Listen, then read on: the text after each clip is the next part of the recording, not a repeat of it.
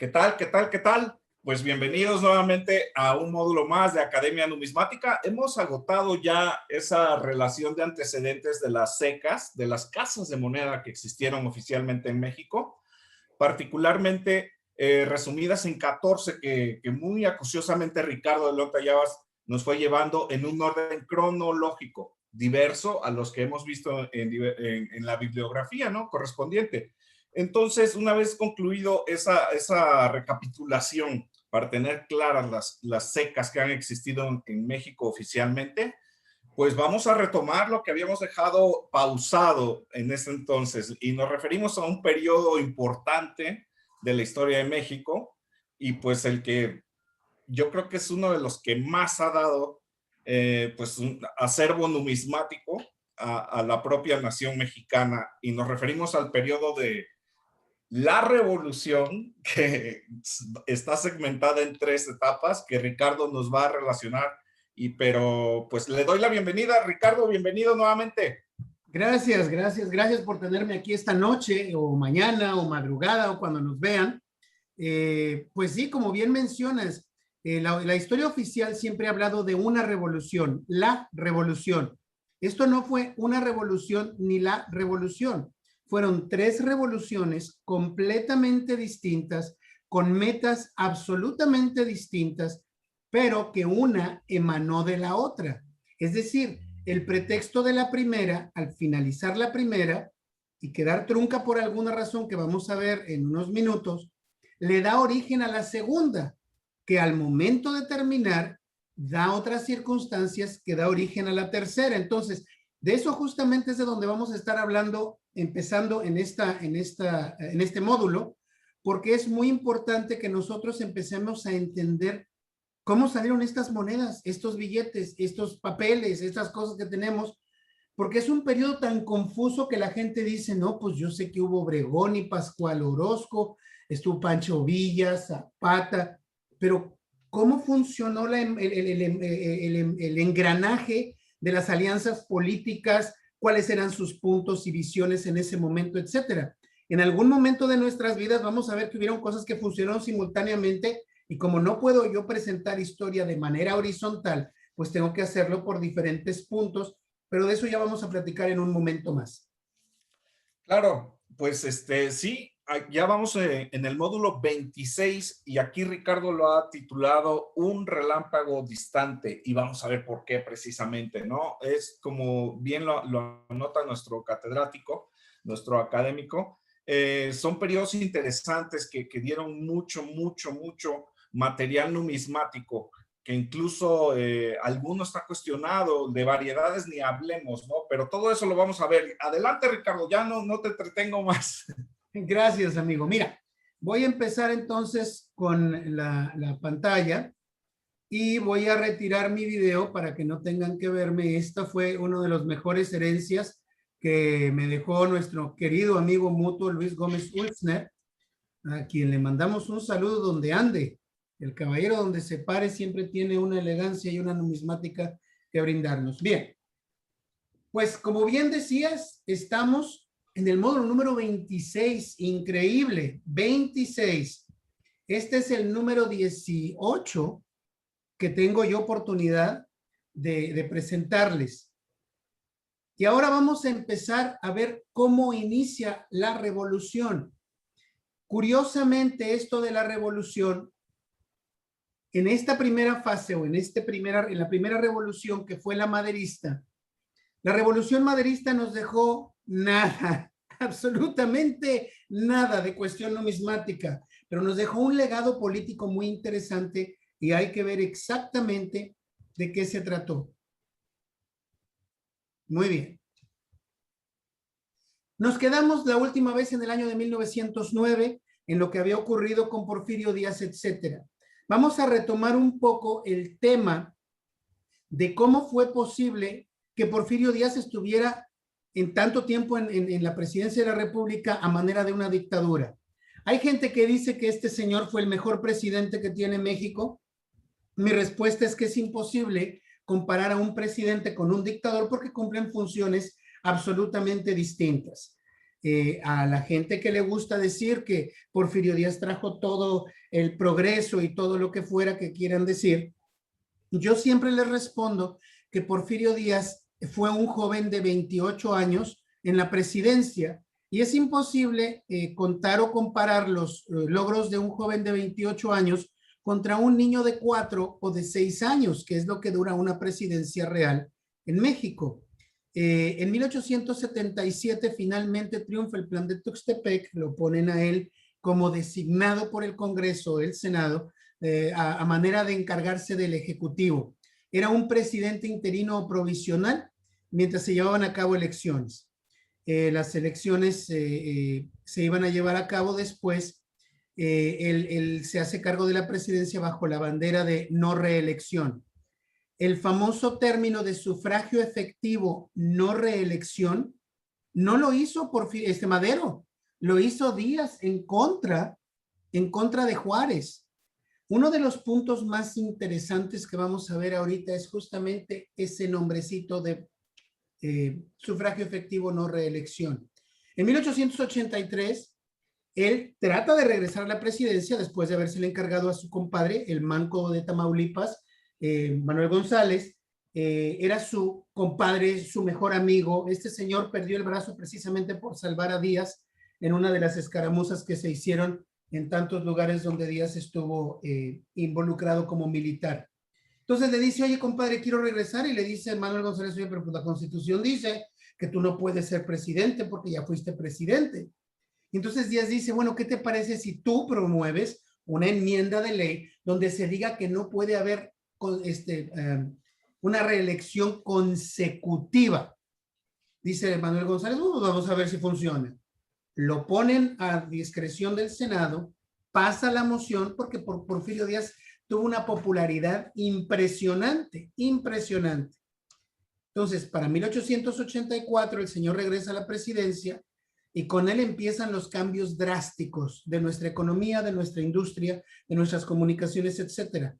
A él le toca organizar el Banco Nacional de México, como veremos en otra ocasión, cuando hablemos ya de los billetes, porque sin monedas no hay instituciones financieras, pero sin instituciones financieras no tenemos economía real, sino una economía rígida. No tiene la flexibilidad de la modernidad, de la que hablaremos después cuando hablemos de billetes. Muy bien, en 1892, después de 2 consecutivas reelecciones, del 84 al 88 y del 88 al 92, la gente ya se había acostumbrado a ver a Díaz como presidente de la República y a Díaz le encantaba el papel de dictador sin llamarse a sí mismo dictador. Enmienda la Constitución en 1892 y él se hace dictador de por vida simplemente con la palabra sí condicional. Cuando dice, cuando yo salgo de aquí, cuando las elecciones me den la salida. Es imposible que a un dictador le den las elecciones la salida. Imposible. Siempre que sale un dictador lo hace con fuerza de violencia. Muy bien, aquí habíamos visto en este caso la moneda que había encontrado yo de Álamos con la sobrefecha del 2/0, que no estaba catalogada hace 1000 años, que ahora gracias a Dios ya está, y que pues no es ni siquiera una variante rara. Bien. En 1900, Porfirio Díaz dice que no iba a regresar más a la presidencia de la República. En el momento en que él dice eso, se abren clubes políticos porque no podía haber partidos políticos, no tenía tanta estructura, no había manera de que pudiéramos hacer un partido político coordinado porque no se habían dado las circunstancias de moverse.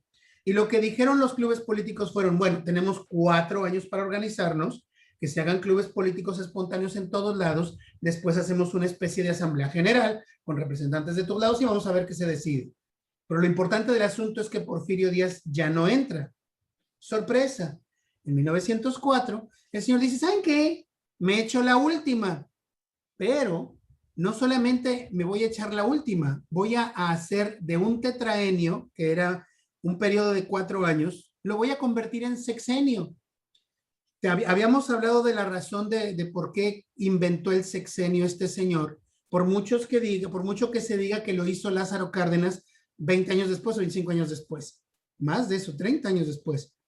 ¿Por qué crees que hizo el sexenio en lugar de hacerlo en tetraenio como estaba antes de 4 años, Carlos? Sí, lo habíamos comentado que precisamente él quería festejar el centenario, ¿no?, de la independencia. Claro, y él no quería tener ningún asomo de viso de duda que pusiera en peligro esa situación. Después de todo, él había trabajado mucho y muy arduamente precisamente para llegar a este momento. En esta postal de la época tú alcanzas a ver un barco y un tren, que son los símbolos de la comunicación y del comercio, y arriba la Iglesia Católica, obviamente siempre presente, y el Palacio Nacional. Muy bien.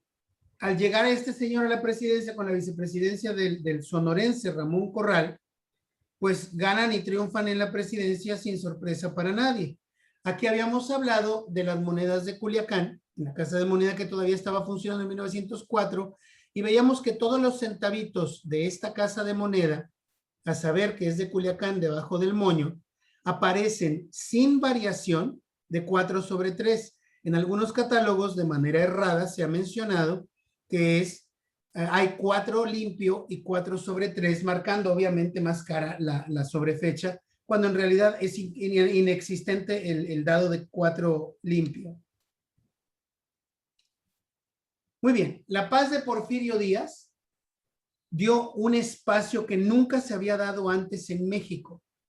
Esta paz porfiriana iba a darnos el progreso que tanto se esperaba. La dictadura de Porfirio Díaz ciertamente fue detrimento de muchas cosas, acabó con la democracia, puso a todos sus allegados en el poder, etcétera, pero dio 2 situaciones a la inversión extranjera que no había dado México desde su independencia. Número 1, un gobierno estable, que todo el mundo respetara y que fuera fuerte. Y número 2, la idea de una continuidad de gobierno entre un periodo y el que siguiera. Eso dio una estabilidad a México interna y externamente. Obviamente se hizo de una forma muy inflexible porque no hay una dictadura benévola. Yo creo que ni siquiera el Papa, que es la dictadura más benévola que puedo yo pensar, donde ha habido hasta guerras por a quién eligieron. Muy bien, comunicaciones. Aquí tenemos The Mexican Telephone Company. Y aquí estuvimos hablando que estuvo firmado estas accioncitas pequeñitas por FM Delano, que fue el tío del presidente norteamericano de la época de la depresión, Franklin Delano Roosevelt. Y pues te das cuenta aquí como que el sistema financiero estaba muy metido en todas partes, no nada más en México, sino en todo el mundo. Muy bien. Después se transformó en la Mexican Central Telegraph and Telephone Company, AT&T, que se conoce ahora, no sé si en México, y se empezaron a separar las acciones del telégrafo mexicano, etcétera. Todas estas compañías eran extranjeras, todas estas compañías buscaban sacar una ganancia de México. Aquí está, también en el ámbito de minería y de hipotecaria, de desarrollo de asentamientos humanos en el país mexicano, lo hizo a través de compañías norteamericanas. The California Mexico Land Company era una compañía británica con sucursal en California, creo que en San Francisco o en Sacramento, no me acuerdo bien. Y a ellos se les dio la concesión de empezar a fraccionar la Baja California. Y con eso nos empezamos a mover a las cuestiones de mineras. Esta en particular es una compañía muy interesante porque habla de la minería en México, pero también habla de los ferrocarriles. Aquí vemos que los ferrocarriles siempre han sido el emblema clásico de Porfirio Díaz. The Mexican Pacific Railway Limited, the Kansas City, Mexico and Orient, the Chicago, Rock Island and Gulf Railway Company, y abajo dice División Mexicana. Estas empresas eran increíblemente poderosas. Carlos, te tengo una pregunta. Todos los que están, ya te están poniendo en agua caliente, ya sabes que a ver con qué te salgo, porque yo te bombardeo de todos lados y tú te la aguantas como Dios manda. Vamos a ver. Todos los seguidores, los fanáticos de Porfirio Díaz y de la dictadura que tuvo, lo primero que hacen es decir los ferrocarriles. Los ferrocarriles unieron desde Mérida hasta Ensenada. ¿Cómo es posible que alguien no le reconozca a Porfirio Díaz los ferrocarriles? Y ciertamente, aquí están. Hubo muchas compañías de ferrocarriles a quienes Díaz les dio licitación exclusiva para que dieran algunos ramales aquí y allá. ¿Cuál fue la consecuencia de estas licitaciones? ¿Por qué crees tú que los que no estamos muy de acuerdo en nada más ver que hubo una comunicación ferroviaria fue un milagro de Porfirio Díaz? ¿Cuál fue el pequeño vericueto que se convirtió en un caos después de la revolución? ¿Tienes idea? La expropiación de todos este tipo de, pues de No, licitaciones que se no, habían dado, pero ¿no? mi querido amigo, no hubo ninguna expropiación. A todas estas compañías se les dieron licitaciones de 50 y 75 años. Mi pregunta es, ¿cuál fue el caos que dejó en el sistema ferroviario si él pues diversificó los ferrocarriles? ¿Tienes idea? No, no tengo idea, Rick. La mayor parte de estas compañías estaban reticentes en entrar en México porque decían, bueno, yo voy y yo pago por hacer, claro, hubo unas subvenciones gubernamentales impresionantes para hacer el ferrocarril. Por cada kilómetro que se hacía de ferrocarril o por cada metro que se hacía de ferrocarril, 62 centímetros, si no me equivoco bien, si no me equivoco, el gobierno mexicano lo estaba pagando. Los otros, el remanente de esos 38 centavos era pagados por las compañías. Pero las compañías dijeron, bueno, yo soy de Mexican Pacific Railway Company. ¿Cómo voy a saber yo que de Kansas City, México en Orient, no va a usar mis ramales? Porque tú me estás diciendo que yo voy a tener la exclusividad de irme de Veracruz a Jalapa, por ponerte un ejemplo.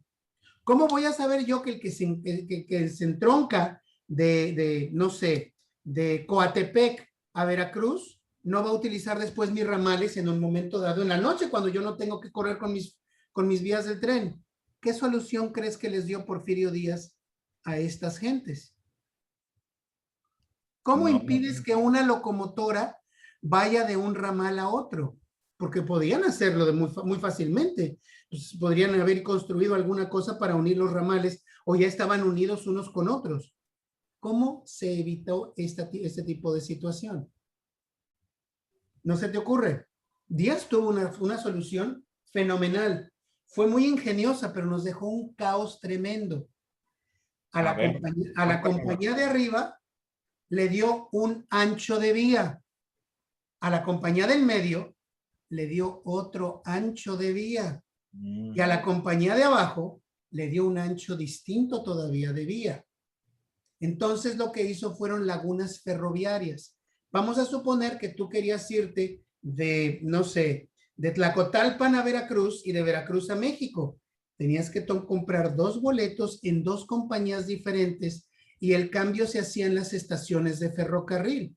Entonces, ibas en un ancho de vía, te cambiabas de la estación al otro andén, a otro ancho de vía y te movías. Entonces no había manera de que una máquina pudiera brincar de un ancho de vía a otro. No había forma.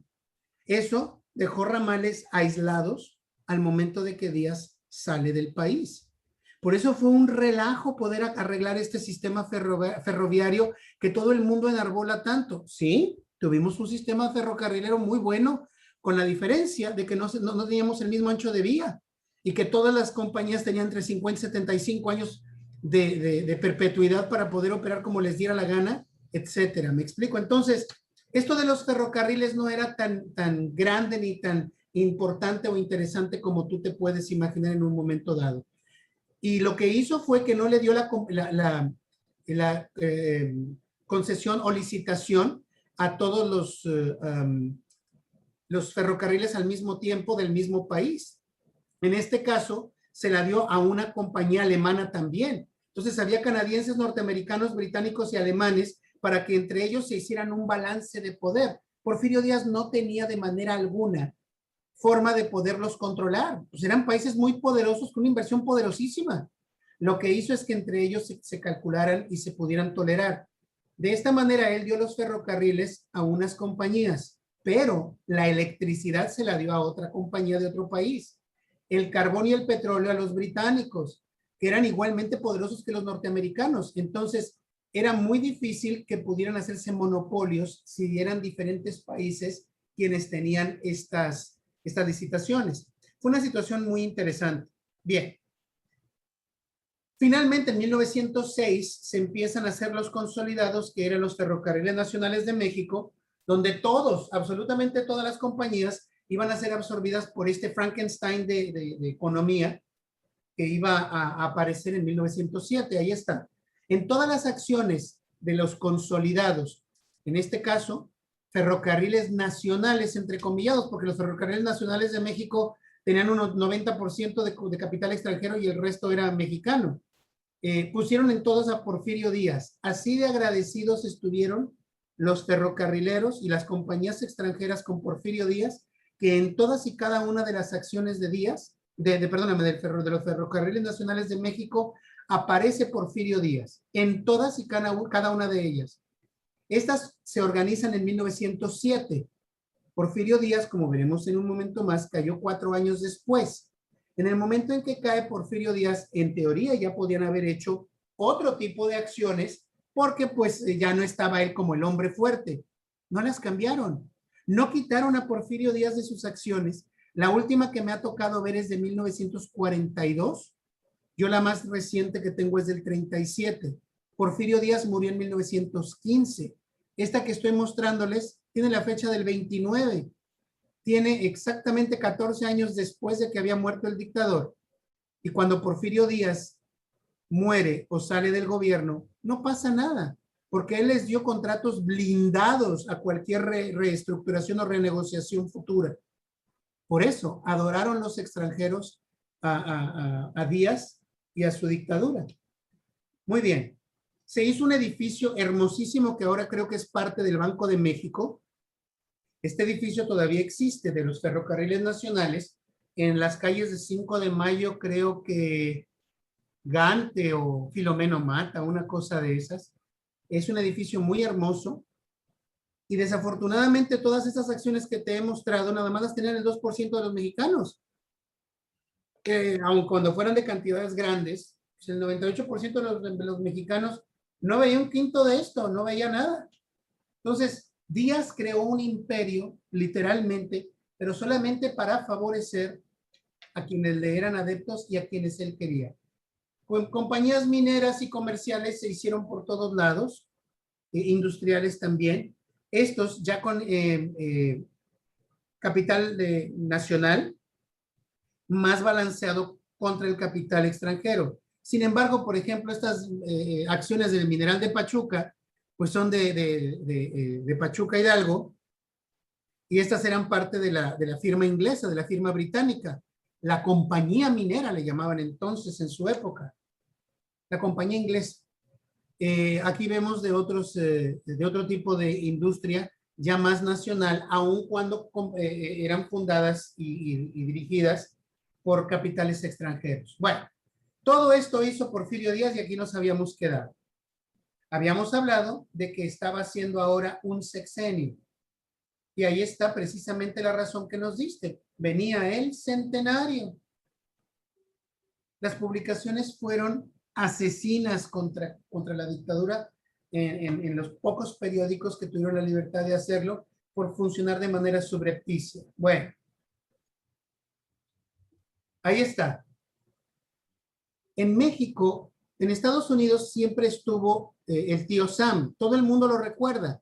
Muy poca gente recuerda que en esta época siempre ponían la expresión popular como Juan Pueblo. Entonces, cuando algo sucedía de hierro en el gobierno, siempre salía Juan Pueblo riéndose al final o en la distancia de las tonterías que estaban haciendo. Y esto era lo más grotesco, la más grotesca de las comparaciones, por la simple y sencilla razón de que pues Juan Pueblo se estaba riendo de cómo lo estaban destruyendo a él mismo. Como comentamos entonces, la riqueza de un pueblo nunca se mide por los ricos que hay en un país o por la riqueza que tienen algunos. Tampoco se mide por la pobreza que existe en el país. Se mide por el grueso de la clase media.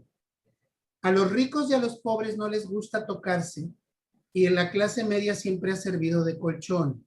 Entre más delgada sea esta clase media, esto no es cosa mía, sino de historia social y política, siempre se requiere de una mínima chispa para que explote.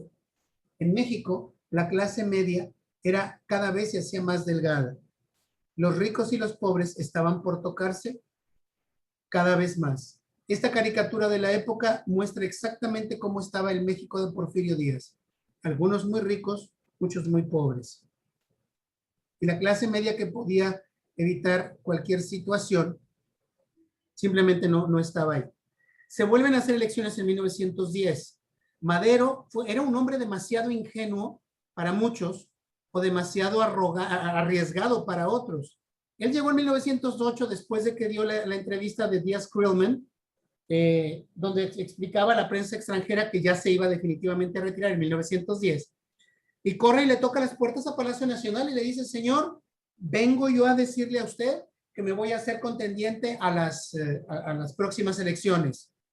A Porfirio Díaz le causó gracia que un bajito como un chaparrito como él, una persona de corta estatura como era Madero, viniera con su docilidad a decirle que iba a tratar de derrocarlo democráticamente.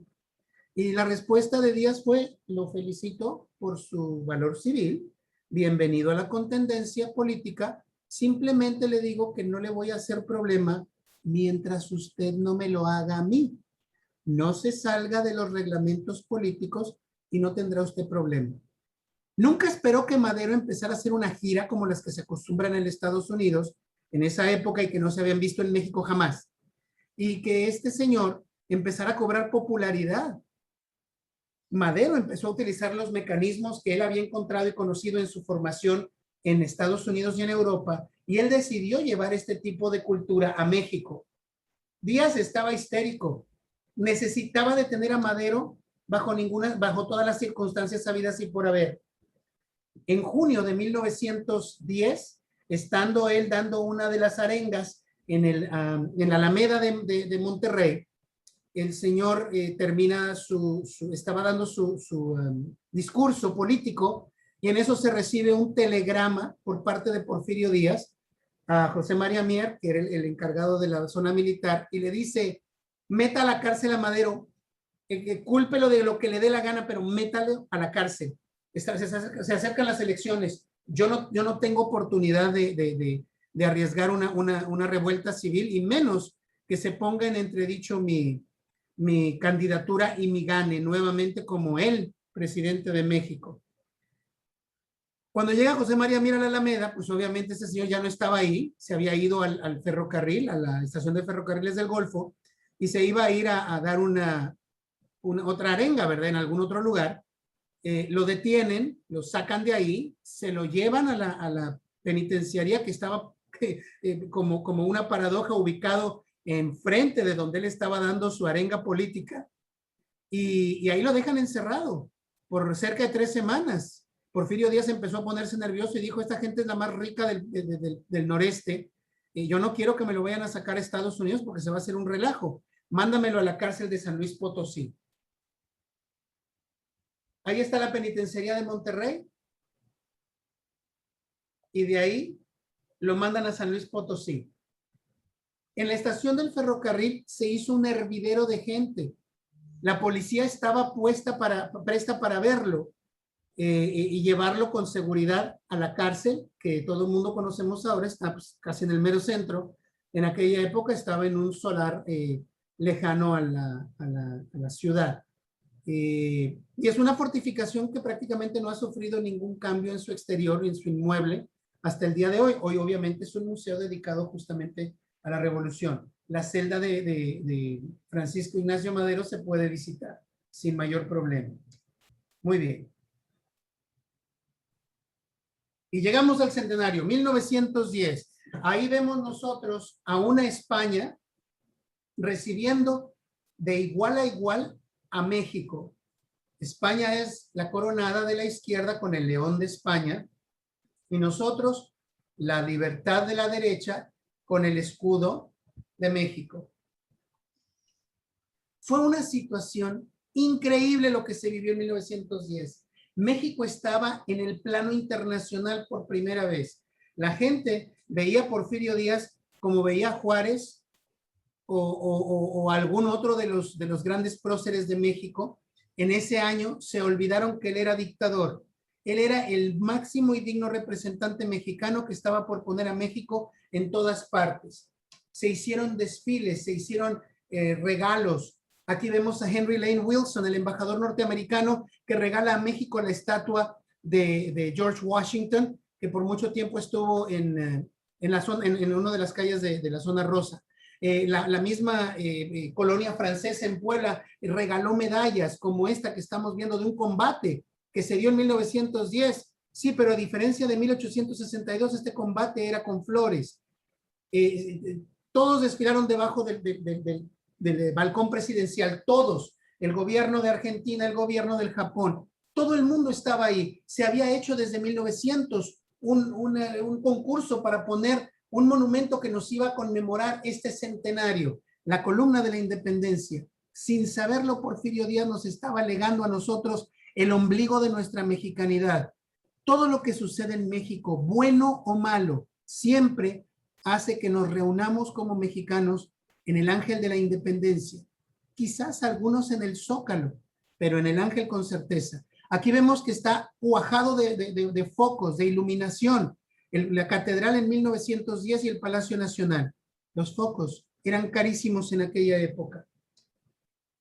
Medallas se hicieron por todos lados. Aquí vemos una, uy, perdón, me quedó medio mal el rectángulo, pero es una medalla enorme hecha por la Tiffany & Company en los Estados Unidos y celebra precisamente este centenario. Se hicieron en plata y en bronce. Y ahí dice Alice Volat Propriis, que significa yo vuelo con mis propias alas. O yo vuelo por mí misma, sería la traducción correcta de latín. Y es una de las piezas más hermosas que hay. Se hicieron en Austria, se hicieron en Japón. Estas medallas se llevaron a México a vender cuando llegaban los contingentes de todos estos países. Bueno, en México hizo una medalla oficial. Supongo que conoces estas piezas, Carlos. Claro, esta es la que elaboró Centurión. ¿Y por qué se llaman de Centurión? Por el autor Manuel Centurión. Porque ahí sí se apellidaba el caballero. Estas medallas fueron extraordinariamente interesantes. Son fundidas en sus cospeles, son acuñadas y se hicieron en la Casa de Moneda de México, pero tuvieron algunos problemas en hacerse. Número uno, es un diámetro inmenso. ¿Tienes idea del diámetro que tienen? Híjole, yo creo que son como de 80, ¿no? 50 milímetros. 50 milímetros de diámetro. No se habían hecho medallas de este tamaño desde la época colonial. Nadie sabía cómo hacerlas. Se tuvieron que hacer muchos ensayos para poder hacer esta medalla. Las de cobre empezaron a venderse, creo que en unos 50, y las de plata se vendieron, creo que en 2.50. Y eventualmente los precios empezaron a fluctuar. Las de oro se vendieron en 48 pesos, creo. Y luego empezaron a moverse de acuerdo a cómo fluctuaba el metal. Ahí se ve la de cobre primero, ahora estamos viendo la de plata. Son medallas muy hermosas. Se hizo un concurso, como bien menciona, Centurión lo gana por el diseño tan hermoso que había hecho y la simbología de la época, etcétera. Una de las cosas que siempre me han llamado la atención es que es muy difícil ver a la Libertad que aparece a la derecha de la Catedral de México en el anverso, en el cuello que tiene, siempre parece como que decapitada y como que la cabeza está volando encima de un cuerpo mutilado, ¿me explico? Pero bien, no todo es felicidad a veces en los diseños técnicos, particularmente de piezas tan grandes. Muy bien. Y aquí vemos en mayor detalle esta pieza que había yo comentado sobre el combate de Flores de Puebla de 1910. Me agrada mucho esta época porque los que antes eran enemigos internacionales acérrimos, muchos de ellos todavía con vida, que pelearon unos contra otros, se recordaron después con cierto aprecio y nostalgia por las luchas que tuvieron de jóvenes. Todo se había olvidado. Bueno, Y las monedas, Carlos, se hicieron monedas en el centenario de la independencia. Claro, una de las más bellas. ¿Cómo se llama? Libertad a caballo, o el caballito, ¿no? El caballito. Todos la conocemos como el caballito. Él la mandó a hacer precisamente con alguien que le había hecho una medalla, con con un perfil que le pareció a él extraordinario. Porfirio Díaz era muy meticuloso en cuanto a algunos detalles, pero cuando en 1907 había hecho Charles Pillet una medalla completamente olvidada de los mexicanos, que se va muy cara por nosotros los coleccionistas, pero que conmemora, creo que, la distribución de agua, el drenaje pluvial, una cosa así muy sencilla relacionada con alguna hidráulica. Él vio esa pieza donde lo pusieron a él mismo como una cuestión fortuita para halagarlo, como ser el dictador, el padre del México moderno. Y a él le gustó tanto que a él justamente, a él le gustó tanto su perfil que le dijo a Pillet que le hiciera a él esta medalla. Y él la hizo. En aquella época se acostumbraba a poner el nombre del grabador en Europa de quien había diseñado una moneda que sería de circulación. Todas las monedas que aparecen con Charles Pillet mexicanas son carísimas, pero si quieres tener una moneda que diga Charles Pillet, te recomiendo que mires que vuelvas tus ojos a Grecia, las monedas de 2 dracmas de 1800, creo que 95 a 1920, llevan el nombre de Pillet. Yo tengo alguna, no sé por qué no la alcancé a incluir acá. Pero no es difícil encontrar, creo que son de 10 centavos de dracma, una cosa así. Es una cuestión fraccionaria, no son caras. Muy bien, y tú justamente dijiste el clavo. El señor hizo una alegoría de lo que venía el centenario. Usualmente uno se pone muy contento conmemorando lo que ha sucedido en 100 años. Y lo primero que conmemora la libertad y la independencia, ¿qué es, Carlos? Lo primero que conmemora. Sí, una libertad o una independencia. ¿Cómo se le ha señalado siempre? Como que la libertad, ¿qué hace? Pues rompe cadenas o qué. Muy bien, esa es una excelente simbología, no la que estaba yo buscando, pero tienes el punto válido, porque rompe cadenas. Pero ¿cómo se le llamó en la época del siglo XVIII cuando se hace la Revolución Francesa? Se le llamó Ok. Perdón, a Marian. A María Antonieta, sí, cuando se hicieron las decapitaciones de los... No. Se me fue el nombre. Mira, no te preocupes. Está guiando al pueblo de... Sí, no, a Marianne, sí, a Marianne. Sí, pero no es ella, porque la libertad que tú tienes en la cabeza ahorita es una pintura de 1838 y habla de una guerra contra Louis Philippe, pero es otra cosa. Mira el dibujo. de la Croix, pero que trae el busto expuesto, ¿no? Sí, no. Pero quiero que veas el primer diseño que yo puse. La antorcha, ok. La antorcha. La libertad resplandece, la libertad ilumina. En los pesos de 8 reales que tuvimos, aparece un gorro frigio con resplandor. Ese gorro frigio es de la libertad resplandece por todos lados. ¿Me explico? Entonces, él no podía dejar de poner una antorcha de la libertad. De esta manera, para esta época, ya tenía 20 años de haberse puesto la Estatua de la Libertad en la ciudad de Nueva York, y pues la gente lo veía como un emblema de libertad en Europa y en América. Entonces, por eso es que puso esta libertad. Y luego, como bien dices, puso a una mujer a una libertad con el busto expuesto, con los bustos expuestos, donde nos iba a traer la libertad montada en un caballo. De ahí lo que tú decías, el peso del caballito. Este hermosísimo diseño, que para mí es el diseño más hermoso que pusimos en un anverso, en una moneda mexicana, porque el reverso más hermoso, en mi opinión, fueron el águila de los 2 pesos del Ángel de 1921, que hablaremos después en su momento de esa otra pieza. Pero regresando a esta, es una libertad sentada, en cuya mano izquierda tiene una libertad, una antorcha de la libertad, en la mano derecha el laurel de la victoria, pero ella está mirando sobre su lado izquierdo y no sobre su lado derecho, porque da la idea de que está mirando hacia atrás, cuando en realidad lo que está viendo es el amanecer del sol que aparece a sus espaldas. Este es un amanecer y no un atardecer, porque la explicación que se dio entonces es que era el amanecer de un nuevo siglo, el amanecer del siglo que nosotros cerramos en el 2010, cuando empezamos el bicentenario de México, ahora con el nuevo siglo, para cerrarse en el 2120, en el 2110. ¿Me explico? Entonces, esto es lo que representa esta moneda. Y el año, obviamente, de 1910. Ahí está la pieza terminada. Existen piezas fechadas en 1908, 1909, de moneda de $1, y 1907 y 1908, de monedas de 50 centavos, donde se hicieron pruebas. Se querían hacer monedas iguales de pesos y tostones, pero las de tostón no se hicieron. ¿Por qué no se hicieron las de un tostón, Carlos? Pues ya se había depreciado la plata. Las monedas de 1905, que fue el primer tostón de Resplandor, ya venía en ley 800. Sí. ¿Y qué Y tiene que en ver esto con el diseño?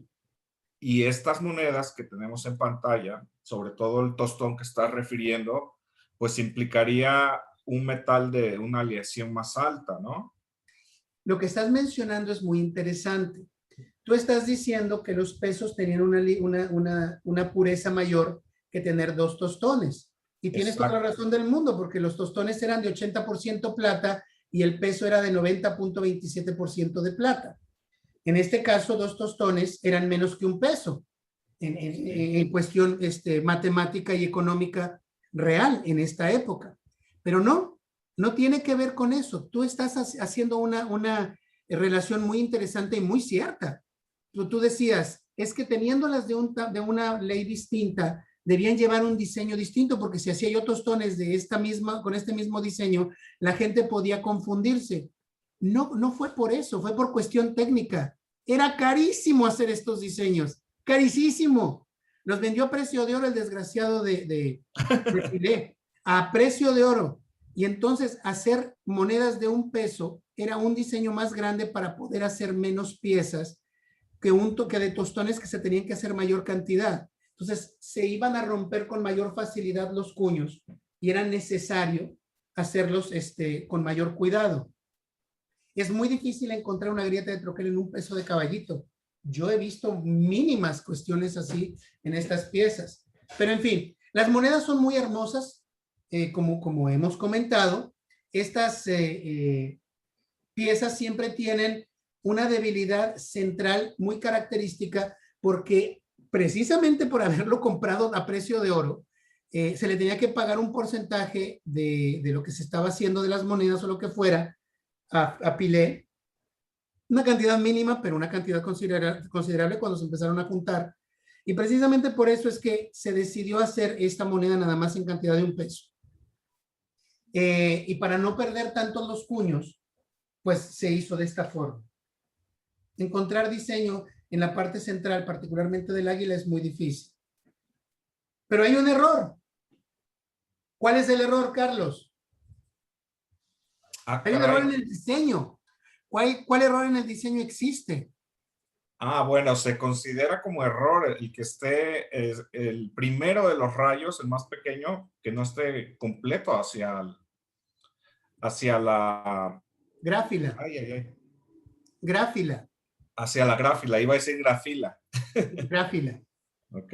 Hacia la gráfila. ¿Por qué lo hicieron corto? ¿Por qué cometió ese gran error el diseñador, el grabador? No fue un error, porque pusiste una premisa muy importante de que las monedas de este diseñador iban, precisamente su nombre iba ahí plasmado, y ese espacio que acabamos de citar era precisamente para poner su nombre, ¿no?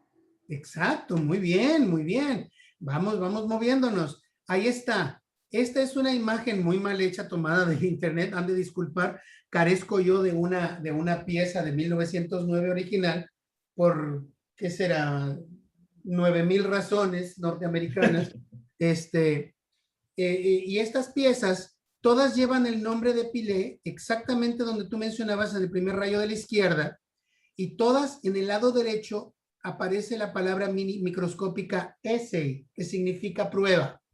Entonces, le prohibieron a él poner su nombre en el dado maestro que se va a utilizar en México, le prohibieron poner el nombre porque la última vez que se había puesto el nombre en una moneda mexicana fue en el peso de Maximiliano. Y de ahí en fuera nadie nunca jamás había puesto su nombre en plata en una moneda mexicana. No querían, especialmente Porfirio Díaz, tener una situación difícil de recordar al imperio. Esto era un momento de la República, no del imperio que él, tan efectiva como valiente e inteligentemente, llegó a pelear en contra en su juventud. Muy bien. Ahí está la razón. Y este es el reverso de la pieza. De lo que veníamos hablando justamente es las dos rodillas del águila y el plumaje central siempre se encuentran perdidos. Lo mismo que el detalle del plumaje en las alas del águila. Siempre está acuñada muy suavemente. Las nervaduras que existen en los laureles también son siempre muy vagos, muy vagos. Pero esto iba a cambiar pronto, como ya veremos. En 1910 se hizo el centenario, no nada más en México, en todos los rincones de México. Por más paupérrima que fuera la villita, por más microscópico que fuera el asentamiento, en todos los sitios de México se celebró el centenario. Chihuahua no iba a ser la excepción. Aquí vemos una postal de la época muy rara, donde se ve a Chihuahua precisamente celebrando el centenario de 1910.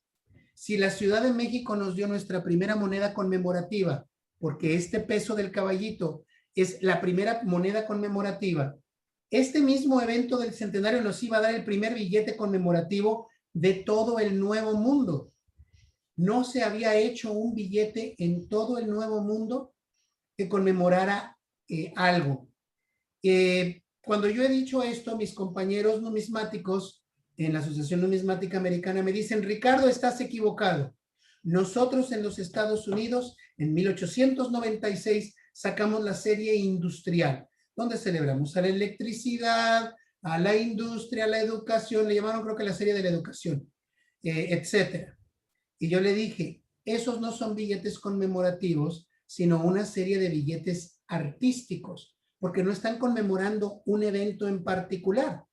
Este billete en particular está conmemorando justamente el centenario de la independencia de México. Se hizo en el año de 1910. Aquí vemos cómo es el frente de este billete. No vamos a hablar de billetes ahora porque si no nos dan las 12. Pero lo que sí vamos a hablar es hacer una mínima relación de algunos billetes mientras hablamos de madera. Aquí vemos que en 1910 pues no cambió nada. Lo único que medio le pusieron aquí fue este resello que siempre sale muy borroso, que dice 1810-centenario-1910. Es todo lo que dice, ahí está. Es todo lo que dice. Pues bueno, y por ese resello ya es conmemorativo, podría ser, pero no. Carlos, ¿sabes en dónde reside la situación de conmemoración de este billete? Sí, en su otra cara está precioso, es un billete tricolor. Exacto. El diseño original era de una escena de minería genérica que ya se había utilizado en otros billetes. En particular, esta misma viñeta aparece en los billetes de 10 pesos del Banco de Londres y México. Esta viñeta se ha utilizado en otros bancos sudamericanos, etcétera. Es la fortuna que está guardando los caudales. Y aquí está lo que tú decías. Se hizo un billete tricolor hermosísimo, verde, blanco y rojo, pero en el centro, en lugar de ponerle el águila, se decidió poner una señal de libertad y se decidió poner una especie de 8 reales sin leyenda que dijera primer centenario de la independencia mexicana, 1910. Estos billetes de 5 y de 10 pesos son extraordinariamente buscados por nosotros los coleccionistas de papel moneda. Son piezas muy hermosas, siempre salen muy gastados. Se hicieron creo que 30 o 40 mil piezas el de 5 pesos, no, del de 10 pesos y el doble del de 10 pesos. O la mitad, perdón, del de 10 pesos. Muy bien. Llegaron las elecciones, Madero está en la cárcel, el barrio lo extraña, como dice el tango de ladrillo argentino. Bien. Y aquí dice que se hicieron unos fraudes impresionantes. No pasa nada, a nadie le importaba, era justamente esperado que Porfirio Díaz volviera a reelegirse. Se había reelegido por el sexenio de 1904 a 1910 y este sexenio tenía el empacho de promoverse como candidato para el sexenio de 1910 al 16. Su último o su próximo periodo, porque el señor era inmortal, ¿eh? El señor chupaba sangre de noche y se colgaba de una viga de día, porque el señor en su cabeza nunca iba a morir, nunca iba a necesitar de un sucesor. Por eso era el eterno candidato, el eterno candidato. Se rehusaba a dejar de ser un dictador porque no sabía hacer otra cosa. Y ahí está. Habíamos hablado que en Monterrey habían tomado preso a Madero. De Monterrey es enviado a San Luis Potosí y se queda en la cárcel, la penitenciaría, hasta que se llevan a cabo las elecciones. Su familia era muy poderosa, la familia Madero era poderosísima. Y esta gente, por sus nexos de amistad y políticos y comerciales sobre todo, convencen al gobernador de San Luis Potosí para que le permitan a Francisco Ignacio Madero salir de la cárcel y tener a la ciudad como su sitio de detención. Él promete que no sale de San Luis Potosí, lo cual es una mentira. Él ya tenía un plan hecho para levantarse en armas. A la primera oportunidad sale disfrazado en un tren a San Antonio, Texas. Aquí vemos una fotografía precisamente de cuando él va andando en San Antonio, y por mucho que la gente que apoya a Madero y que desea que Madero sea el apóstol de la democracia, que sí fue, el plan de San Luis que derroca a Porfirio Díaz no es emitido en San Luis Potosí, es creado y firmado en San Luis Potosí, aunque en la realidad nada más se había hecho a la mitad. Es terminado en San Antonio, Texas, y es emitido y proclamado en San Antonio, Texas. Así que nuestra revolución inició en los Estados Unidos. Se dio la idea de empezarlo el domingo 20 de noviembre de 1910 a las 6 de la tarde. ¿Por qué a las 6 de la tarde, Carlos? ¿Te acuerdas? Lo comentamos en el seminario que tuvimos, en el diplomado de Monterrey. No, ya tienen un año, ¿por qué? A ver. Porque iba a entrar el tercer turno. Él quería quebrar la economía nacional, evitando que la gente entrara al último turno de la noche, primer turno de la mañana, porque los turnos eran de mucho tiempo. ¿Me explico? Entonces, si no entraba el primer turno de la noche, ya el turno que seguía de la mañana iba a estar en paro y se iba a desmoronar la economía, por lo menos por un minuto, en la dictadura. Y te había comentado yo que el señor era riquisísimo. Su familia era dueña de 2 bancos, del Banco de Nuevo León y del Banco de Coahuila. Eran accionistas mayoritarios. La familia Madero firmaba billetes en esta época, en Nuevo León, en Monterrey. La gente, en 1910, esto es lo que se imagina que sucedió. Mentira, no pasó nada. El 20 de noviembre de 1910, algunos tiroteos en algunos villorrios y rancherías, nada más. No hubo mayor problema, no hubo mayor situación. Madero se dio cuenta que para poder mover a esta maquinaria pesada se requería de su presencia en México. Él de San Antonio, Texas, se va a El Paso y él es cuando empieza a mover un poco más ya esta situación. En enero de 1910 sucede una situación Interesante. ¿Cuál es la variante entre estos dos pesos, Carlos? El rayo corto de la que está más abajo y el rayo largo de la de arriba. Muy bien. ¿Sabes quién arregló ese rayo? No, no sé quién la arregló. Vamos para el baile. En enero de 1910, en la Casa de Moneda de México dijeron, necesitamos reparar este daño, realmente desde mediados de 1910.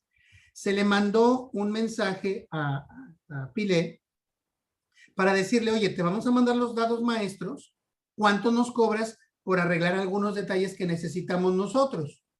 Dijo, detalles, mi obra es perfecta. Queremos que los cascos del caballo aparezcan con mayor nitidez. Queremos que los repliegues del atuendo de la libertad aparezcan con más nitidez. Lo mismo que el detalle del fuego en la antorcha, la crina en el caballo y el plano de horizonte. No, pues te voy a cobrar tanto, una cantidad estratosférica. Y entonces mandaron un correo electrónico, un telegrama a, a Filadelfia y le preguntaron a Charles Barber que cuánto cobraría por hacer ese trabajo. Dijo, señores, mándenme los troqueles, yo se los arreglo acá por $1,000. ¿Seguro? Para allá van. No, hay una secuencia de cómo fueron enviados, cuándo fueron enviados, por dónde pasaron, cómo llegan ellos a Filadelfia, se le entregan a Charles Barber, se hace el arreglo de los dados, sin saberse que en Charles Pillet estaba haciendo exactamente lo mismo en Francia. Por eso es que existen unas monedas de 1911 con canto liso, hechas por Charles Pillet, de rayo corto con su nombre, para mandarlos como prueba de cómo iban a quedar. Cuando le dicen a él gracias, pero no gracias, y se entera de que le han modificado su dado de trabajo, su dado maestro, hace el escándalo Charles Pillet y mete una demanda al gobierno mexicano. Y el gobierno mexicano dice, tú no leíste la letra pequeña. Y aquí dice que una vez que tú nos vendes el dado maestro, nosotros somos los dueños del dado maestro, lo mismo que del contenido artístico. En el momento en que nosotros queramos, podemos cambiar el dado, que fue lo que hicimos. Entonces, esto, como se tardó algún tiempo en hacer, por las primeras 3 semanas o 4 semanas, yo quiero suponer que a más tardar a la primera semana de enero de 1911, se acuñaron con dados viejos las monedas del rayo corto. Siempre salen muy malas, porque yo siento que eran dados viejos de 1910 que no habían sido cerrados y se utilizaron en 1911 mientras llegaba ya el dado modificado y correcto. Siempre sale mucho más gastado, entrecomillado, el de 1911 con el rayo corto. Es muy difícil ver el atuendo completo en el área central, mientras que en el dado arreglado es imposible no verlo. Siempre salen muy bonitas, muy hermosas y con un golpe muy bueno. Ahí está lo que tú decías, el rayo corto. Muy bien. Vamos a regresar a Madero. Madero se va de San Antonio a El Paso y él decide entrar. ¿Por qué ciudad mexicana, Carlos? ¿Por Juárez? Sí, por Ciudad Juárez. Él cruza la frontera a Ciudad Juárez y empieza entonces el asunto del tiroteo. Se hace un verdadero San Quintín. Es impresionante la cantidad de armamento que fue utilizado en contra de los edificios públicos y algunos privados en Ciudad Juárez. La gente estaba muy temerosa. Porfirio Díaz se esperaba que enviara tropas federales para acabar con esta situación. En lugar de eso, ¿cuál fue su decisión, Carlos? ¿Lo sabes? ¿De Díaz? ¿Sí? ¿Qué hizo Porfirio Díaz? Acaban de tomar Ciudad Juárez. ¿Qué hace Porfirio Díaz? Ya hace el tratado para que reine la paz. ¿Y eso qué significa para él? Pues que va a renunciar, que va a dejar la presidencia. La presidencia. Fíjate muy bien. Esto fue exactamente lo mismo, literalmente, que David contra Goliat. De una pedrada, un pobre joven, no muy fuerte, desnucó al adversario musculoso y poderoso y lo vio caer pesadamente en tierra. Nadie podía creer lo que había alcanzado Madero simplemente con tomar temporalmente una ciudad. Nadie lo podía creer, nadie. Porfirio Díaz renuncia a la presidencia por varios motivos, siendo el mayor de ellos la edad. Porfirio Díaz tenía una enfermedad bucal de periodontosis que le ocasionaba tragarse esa infección en la boca al estómago. Tenía úlceras, ya estaba muy viejo, no oía muy bien, se cansaba muy rápido. Y él se dio cuenta de que la edad se le había venido encima y que la vida le estaba cobrando factura. Por eso es que dice, ¿quieren ustedes México? Quédense con él. A mí no me importa más. Ahí está donde se firman los tratados de Ciudad Juárez. Pues Madero empieza a hacer un gobierno provisional. Ahí vemos un mundo de gente que después sería prominente. Aquí cortado a la izquierda está Carranza, aquí arriba Pancho Villa, su hermano, el ojo parado Gustavo Madero, su padre Francisco Madero Señor, Francisco Ignacio Madero, José María Maytorena, que era el gobernador de Sonora, el gobernador de Chihuahua, estaba de este lado, etcétera. Muy bien, todos los periódicos anunciaban que iba a renunciar Porfirio Díaz. Era una noticia de 8 columnas. México no iba a ser el mismo después de mayo de 1911. Regresa Bernardo Reyes, a quien Díaz había desterrado por andar de grillito tratando de calentarle el horno en una elección extraordinaria. Madero estaba esperándose que llegara en una entrada apoteótica. Este es el busto que le hizo precisamente Charles Pillet a Porfirio Díaz. Por este busto es que le dio Porfirio Díaz a Pillet el diseño del peso del caballito.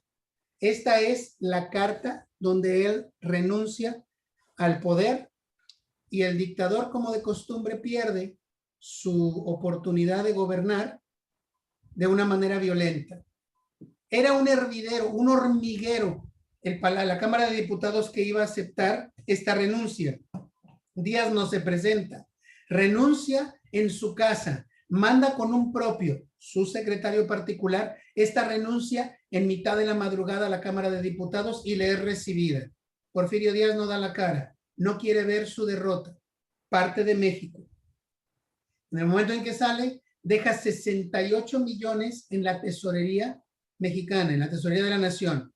Era la primera vez en la historia de México, desde nuestra independencia en 1821, que un presidente le dejara dinero a su seguidor, a su consecuente, a la persona que lo iba a reemplazar en el cargo. La primera vez. Porfirio Díaz sale del país el 31 de mayo de 1911, y esta es otra de las pocas veces que voy a mencionar un billete en esta plática, en este módulo, porque existe un billete fechado el 31 de mayo de 1911, justamente el día que Porfirio Díaz estaba embarcándose de Veracruz en el Ipiranga para Europa. Ahí está. Esta es la última fotografía de Porfirio Díaz en suelo mexicano a bordo del Ipiranga. Uno de los grabados más incisivos y certeros hechos por Guadalupe Posadas en esta época de 1911 es la partida de Porfirio Díaz, donde los ricos están llorando su partida y los pobres mandándole pedradas para que se vaya lo más pronto posible. Muy bien.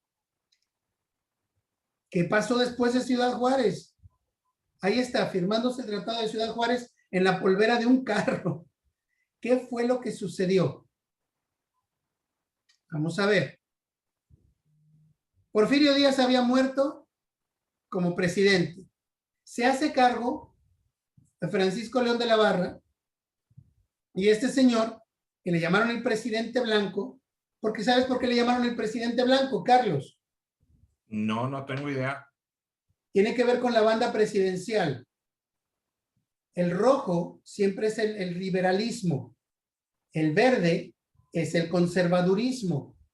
El que está en medio, pues tiene que ser blanco, me explico. Entonces, él era el más liberal de los conservadores y lo pusieron ahí porque tenía empatía con los liberales que acababan de tomar el poder. Por eso le llamaron el presidente blanco. Y él se hace cargo de la presidencia, lo único que tenía que hacer eran elecciones y decir, señores, ganó fulano de tal. Todo el mundo sabíamos que iba a ganar Madero. Y aquí vienen estas dos monedas. Siempre se dice que esta es la de la fecha ancha, pero no es. Es esta de acá. ¿Cómo saber reconocerlas, Carlos? ¿Tienes idea? Por el número 5. ¿No? ¿En qué hace que una moneda tenga la fecha ancha o la fecha angosta?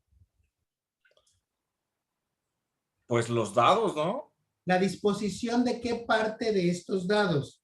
La disposición de los no, me, De los números. de los números. La disposición de los números es la que te da la fecha ancha o la fecha angosta.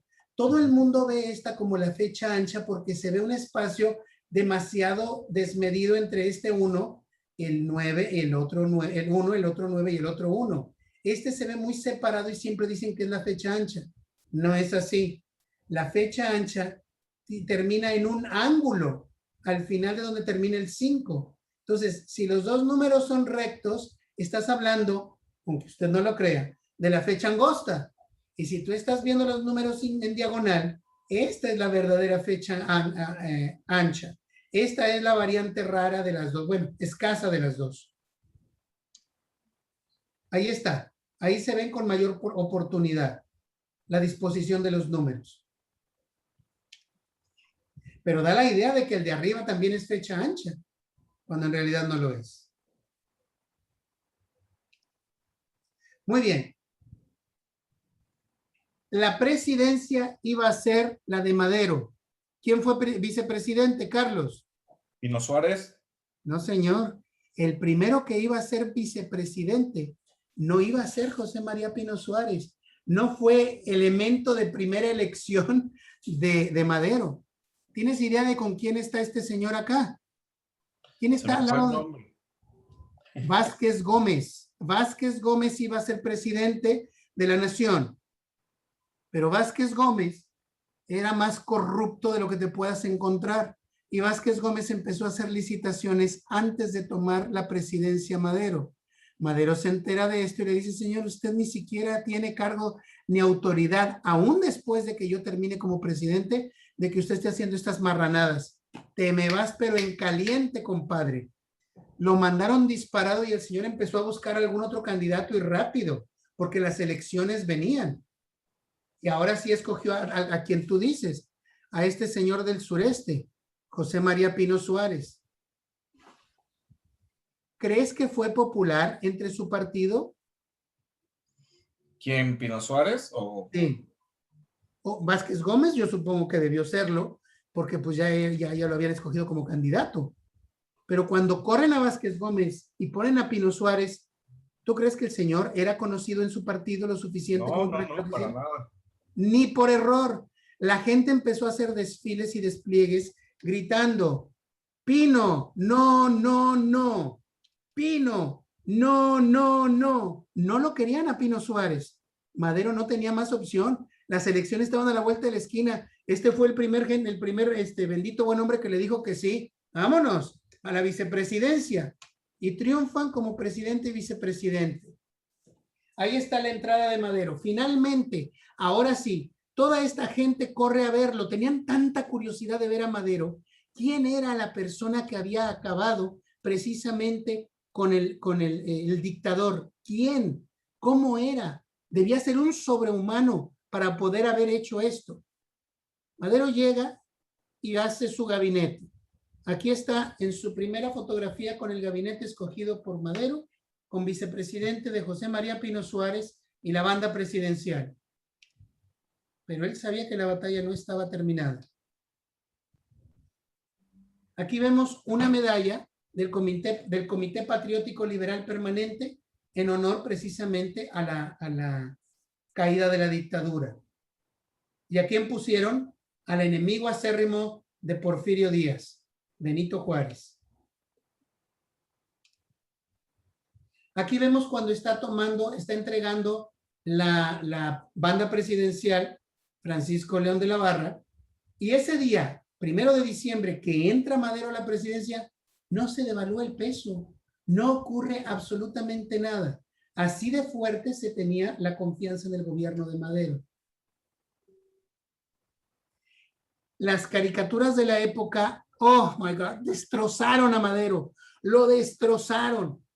Es porque el señor llegó y les dio la libertad de prensa que no habían tenido nunca. Y los periódicos la utilizaron, es como el pelón de hospicio que está con mucha hambre y lo dejas a que se vaya a un buffet chino. No, hombre, el muchachito termina en el hospital de todo lo que se come. Esto fue exactamente lo que le pasó a la prensa mexicana. Así empezaron a poner a Madero, dijeron, el señor es demasiado dócil en su oratoria. Necesitamos a alguien que tenga, que sea más fuerte, que tenga más presencia. Bernardo Reyes regresa y fue el hombre de las eternas renuncias. Él renunció a presentarse en contra de Díaz y llegó para presentar su renuncia en contra de cualquier posibilidad de candidato para la presidencia o contendencia que pudiera ser en un futuro Madero. Y es aquí donde aparece Emiliano Zapata. Emiliano Zapata aparece en Morelos y se entrevista con Madero y le dice, señor, yo tengo un problemita con Anenecuilco, que es de donde vengo yo. Ahí tiene usted que tenemos unas tierritas, compartidas, perdón, en una congregación, y pues no nos quieren reconocer nuestro título de propiedad. Y no somos los únicos, nos ayuda. Sí, señor, deje que yo me haga presidente y nos arreglamos. No, señor, yo necesito que usted me lo arregle ahorita. Pero pues, oye, ¿en calidad de qué? Pues yo no sé, pero me tiene que arreglar esto ahorita. Deme unos meses. La prensa empezó a hablar precisamente de que Madero y Pino Suárez no podían controlar al zapatismo. Y ahí vemos a Juan Pueblo nuevamente riéndose de la desgracia de México que se le venía en ciernes. Los periódicos de la época destrozaron la figura autoritaria de Madero. Esto fue lo que se mostró de la entrevista que tuvieron Madero y Emiliano Zapata. El año de 1912 fue el único año que pudo gobernar Madero en la presidencia. Y vamos a mencionar la razón del por qué. El todo 1911 tuvo que lidiar con algo. Bueno, el mes que estuvo en el poder. Y ya vamos a hablar de quién estamos hablando. Lo único que hizo en toda su administración, que nos perdura hasta nuestros días, fuera de no tener una dictadura, es la Casa del Obrero Mundial. ¿Qué es la Casa del Obrero Mundial, Carlos? Tú eres abogado, supongo que debes conocer de esto. No sé qué sea, qué es, a ver, dime. ¿Nunca escuchaste hablar de la Casa del Obrero Mundial? No. Es el primer sindicato autorizado en México. Madero le permitió a todos los trabajadores de todo México tener un organismo competente lleno de abogados y de líderes y representantes propios que pudieran enfrentarse con ayuda del gobierno a las compañías transnacionales a fin de que les dieran mejores salarios o mejores prestaciones. Esto fue una cuestión absolutamente inusitada, innombrable durante la dictadura de Díaz, porque en el momento en que Díaz hubiera puesto su apoyo en favor de los trabajadores, se tenía que poner en contra de quienes le traían el dinero para sus inversiones, y eso él no lo iba a hacer jamás. Ahí está, el primer sindicato en México, 1912. Bien, ese año de 1912 se establece precisamente por Madero, por la libertad legal que estaba permitiendo Madero, una organización que ya había funcionado de alguna manera bastante no oficial en Yucatán. ¿Tienes idea de la organización de la que te estoy hablando? Algo que regulaba algo. La Comisión Reguladora del Enequén. Exactamente. la compañía reguladora del mercado del Enequén se estableció como un contrapeso de la International Harvester Company. Esta empresa era la que cifraba el precio del Enequén. Ellos hacían las cuerdas para todos los barcos. De ahí salió el oro verde que le llamaban entonces a la planta del Enequén. Esta compañía International Harvester se hizo de capitales, como no tienes una idea, por comprar materia prima extraordinariamente barata en detrimento de los trabajadores, y les daba un porcentaje de utilidad a los hacendados, no a los trabajadores, y de esta manera los ricos se hacían más ricos y los pobres se hacían más pobres con mayores jornadas de trabajo. Era la esclavitud que se tenía entonces. Ahí está, justamente de lo que hablabas. La Comisión Reguladora del Mercado del Enequén. Torito, ¿tú coleccionas billetes, Carlos? Así es. ¿Esta viñeta de qué billete sale? No lo voy a poner. ¿De qué billete crees que sale? ¿Ese es de la de 50 centavos? No, de $1. Ah, es el que trae la señora. Por lo menos sabías que no era ni de 5 ni el de 20. Bien, aquí vemos una hacienda enequenera en todo su esplendor y apogeo en la época de la que nos estamos refiriendo. Y esta es la misma hacienda hoy día. Es simplemente un museo, un sitio para visitar. El casco se encuentra abandonado como la mayor parte de ellos. Muy bien. Madero tuvo una presidencia tremendamente difícil. Permitió que se hicieran huelgas, demostraciones públicas, desfiles, etcétera. Todo el mundo se burlaba de él por su estatura. Mira nada más qué bajito era comparado con el caballo. En las calles de México era una huelga, un desfile en contra de algo cada 3 semanas. Nadie los paraba. Todo el mundo llegaba ahí. Bueno, ya sabemos ahora el origen de los embotellamientos en México cuando hacen los desfiles y manifestaciones allá que se van al Zócalo de la Ciudad de México a cada que les da la gana. Bueno, pues en algún lado tenían que iniciaron en 1912 con estas demostraciones. Las monedas de 1912 son particularmente difíciles de encontrar, no raras, pero muy escasas. ¿Por qué crees que son escasas las de 1912? No sé. Ahí está enfrente de ti, porque cada 3 semanas se hace una demostración. Nadie quería mandar la plata por la Casa de Moneda de México. La Casa de Moneda de Apartado, como bien sabes, está en uno de los lugares más peligrosos que puedes tener en el centro de la Ciudad de México. Entonces, era demasiada variabilidad como para llevar la plata a la Casa de Moneda de México para que acuñara. Por eso es que el tiraje de 1912 es tan corto. De las piezas que más se hicieron, ¿fue de qué denominación, Carlos? ¿De 1912? Sí. ¿De qué denominación te gusta para que fuera la común? Pues para hacer algo valioso, las de 50, porque las del 12... Exactamente.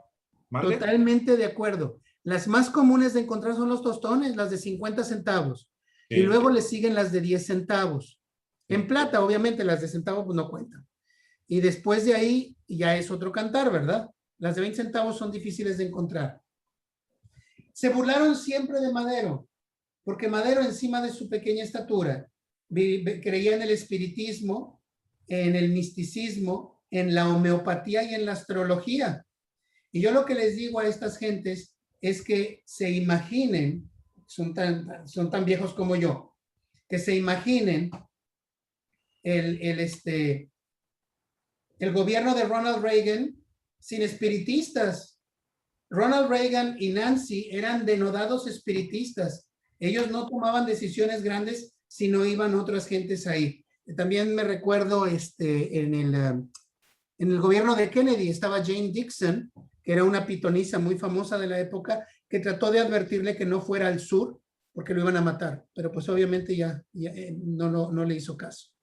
El peor de los pecados de Madero es que creía en la libertad. En el momento en que él creía en la libertad, se acabó su autoridad, porque esa libertad a falta de tener autoridad para poderla controlar, se convirtió en libertinaje de muchas maneras. Como tú sabes, los más difíciles de conseguir son los pesos de 1912. He aquí la razón. Nadie llevaba plata por el descontrol que había de la capital.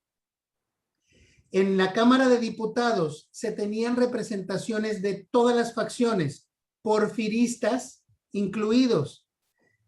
Madero no vino a convertirse en un dictador, él vino a abrirnos una democracia.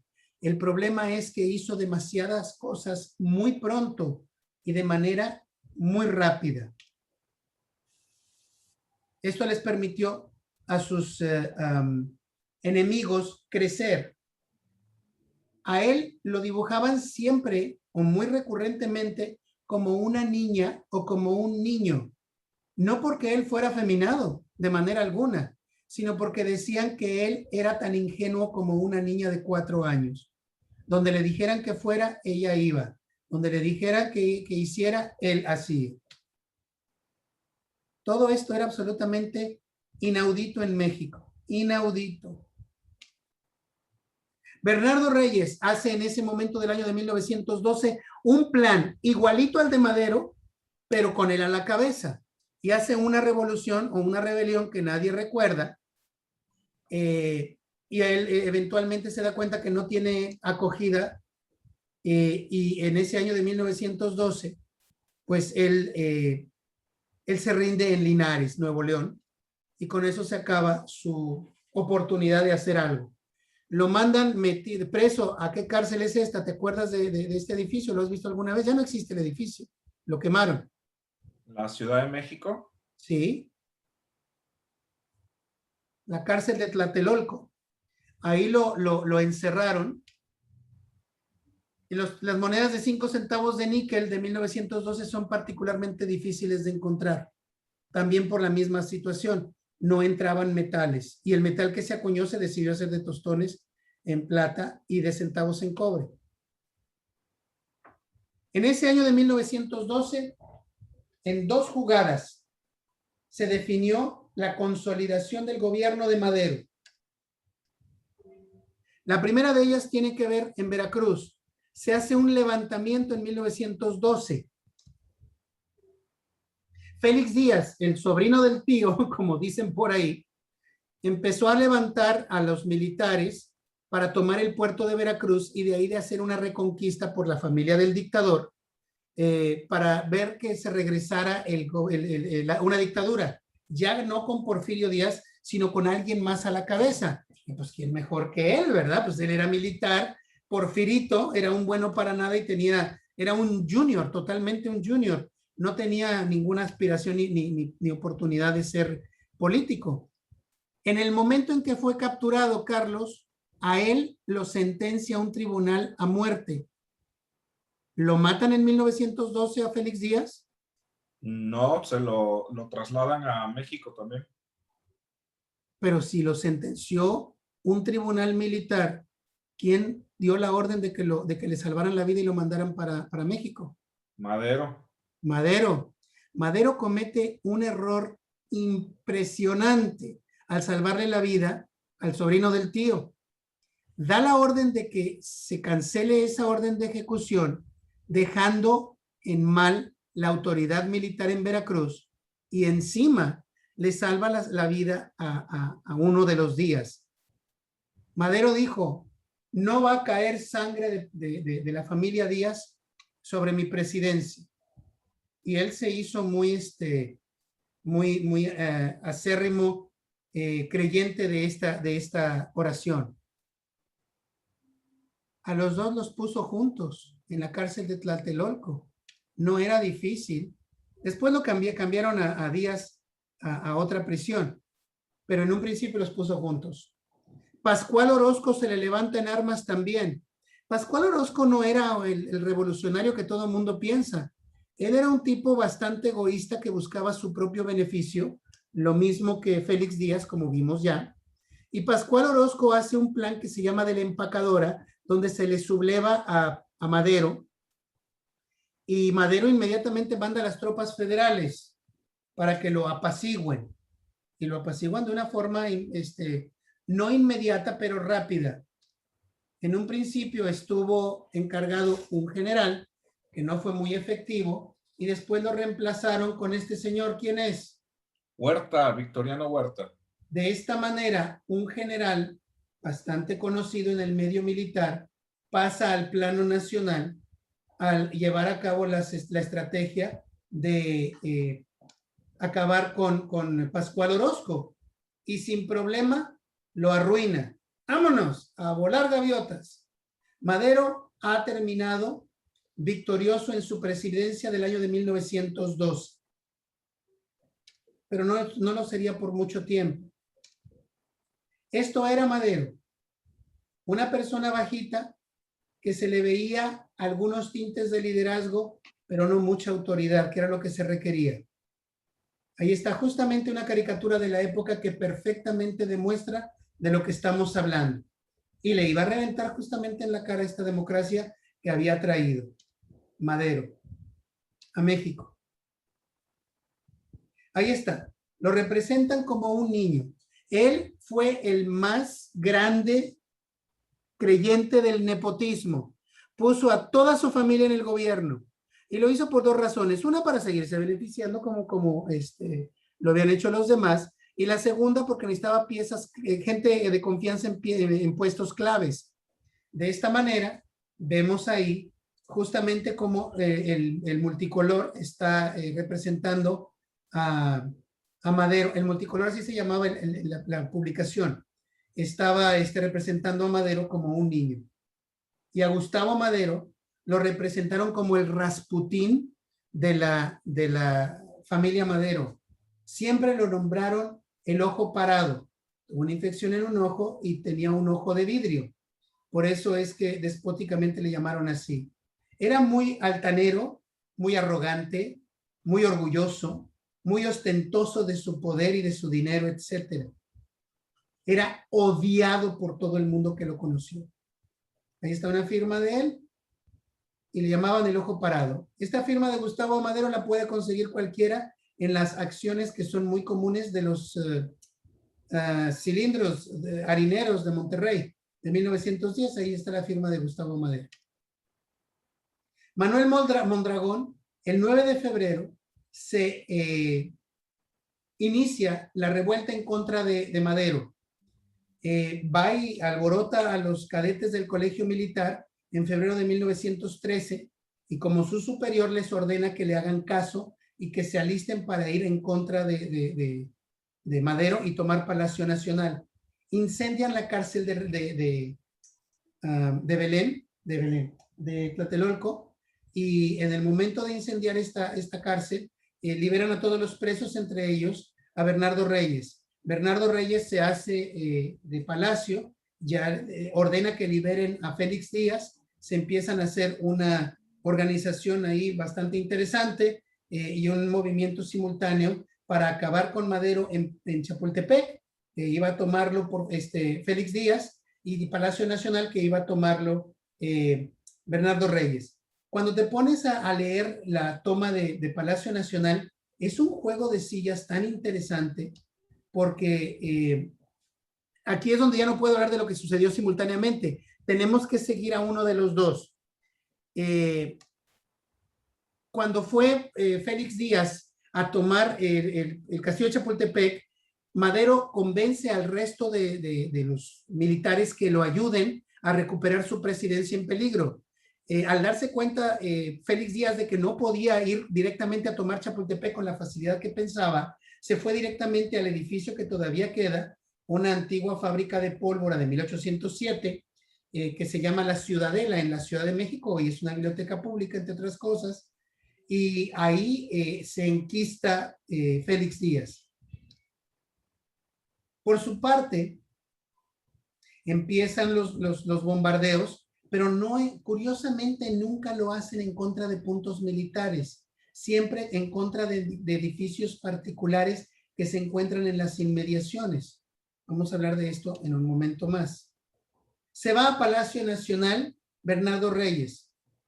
Cuando se entera de todo esto, Madero, le llaman por teléfono y él responde, le avisan de lo que está sucediendo y le dice la esposa Sara Pérez, le dice a su esposo, mi vida, nos vamos a Cuernavaca. No, mi vida, le dice él, no voy a dejar que la Ciudad de México caiga en manos de mis enemigos. Me voy a Palacio Nacional.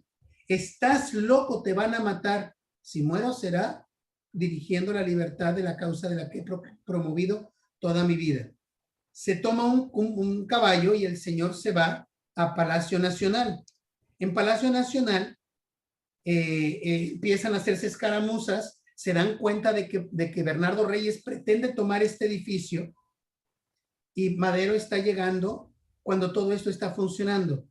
Esta fotografía es tomada justamente enfrente de lo que iba a ser el Teatro Nacional, hoy Palacio de Bellas Artes, y alguien en fecha reciente ha puesto precisamente una estatua de bronce enorme y muy bonita, donde está justamente Madero en esta misma posición, saludando a sus solidarios. Quien se encargaba de la defensa de Palacio Nacional era precisamente Lauro Villar, y Lauro Villar era un afecto a Madero como no tienes una idea. Este señor cae herido en los rechazos militares de tomar Palacio Nacional, y en ese momento es que él, Madero, decide nombrar a Victoriano Huerta como encargado de la defensa de Palacio Nacional y directo encargado de la seguridad del presidente Madero. Él mismo se había echado la soga al cuello. No sabía la clase de bicho que era Victoriano Huerta.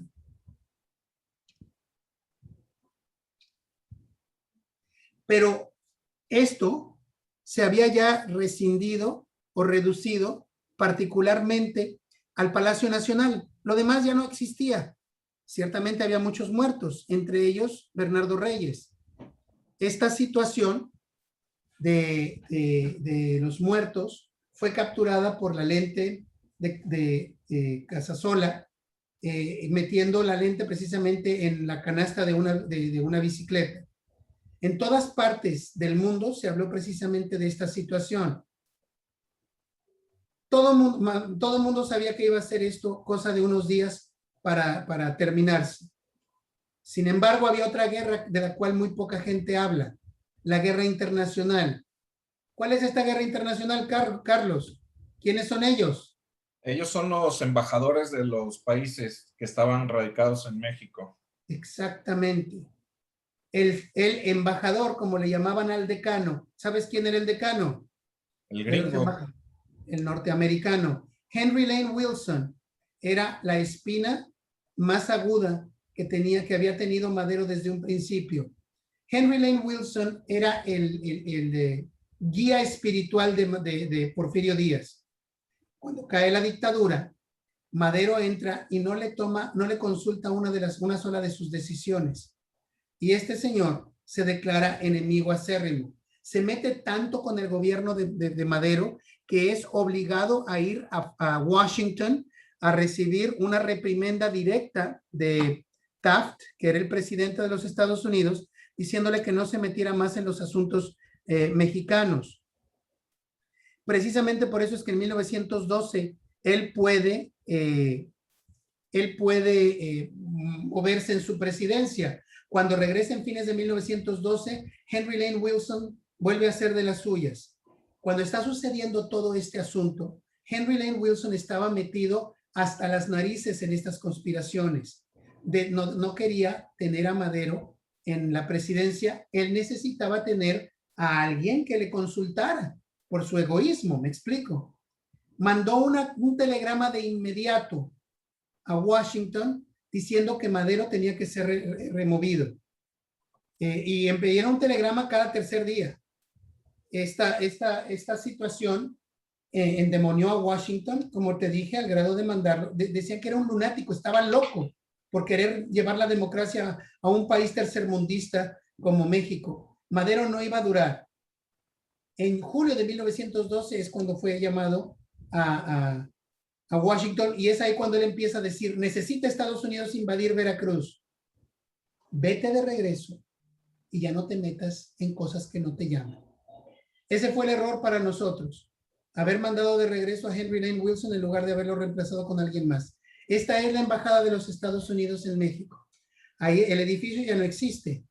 Esta pequeña plazuela ya ha desaparecido. Está en la zona rosa, en la calle de Dinamarca. No recuerdo cuál es el otro crucero, pero si te vas caminando por la calle de Dinamarca, vas a ver que hay muchos edificios de departamentos y un círculo en medio. Ese círculo es justamente donde estaba esta plazoletita. Ahí, bajo la bandera norteamericana, el mismísimo embajador llevaba y traía: vamos a seguir haciendo la parodia de que están ustedes peleándose entre ustedes, necesitamos ver quién va a ser presidente. Oh, todo el mundo estaba de acuerdo en que Madero ya no iba a ser presidente. Callaghan, el embajador de España, el grandote que está del lado izquierdo, empezó a solicitarle, a raíz de todos los demás, la renuncia a Madero. Madero lo recibe en Castillo de Chapultepec y le dice que ellos no tienen que meterse en asuntos mexicanos. Ellos no tienen absolutamente ninguna vela, ni voz ni voto, mientras no se lastime los intereses de sus ciudadanos. Le advierten, el embajador, es decir, el norteamericano Henry Lane Wilson, ha amenazado con que va a invadir Veracruz si usted no renuncia. Pues que lo invada, dijo él, que lo invada. Victoriano Huerta empezó, como te decía, a bombardear los lugares aledaños a donde estaba esta ciudadela. Y nunca disparó directamente contra la ciudadela misma. Los dos querían ser presidentes. Los dos fueron llevados sin saberlo. Eran acérrimos enemigos. Eran llevados sin saberlo a la Embajada de los Estados Unidos el 18 de febrero de 1912. 13, perdón. ¿Cuál fue la mano que tumbó a Madero y puso a Victoriano Huerta como presidente? Carlos. La mano estadounidense. Ahí está. Henry Lane Wilson, como embajador norteamericano, saca a Madero y pone a Victoriano Huerta como presidente. Esta situación no es por orden de los Estados Unidos. Esta situación fue particularmente de este desgraciado, Henry Lane Wilson. Ahí están. A los dos los mandan llamar el 18 de febrero en mensajes de idas y venidas. Ninguno sabía que el otro iba a estar ahí. Cuando llegan a la embajada de los Estados Unidos, dice, ¿qué demonios está haciendo este acá? Y el embajador tiene que detenerle los gritos y los pone de acuerdo. El pacto de la embajada era muy sencillo.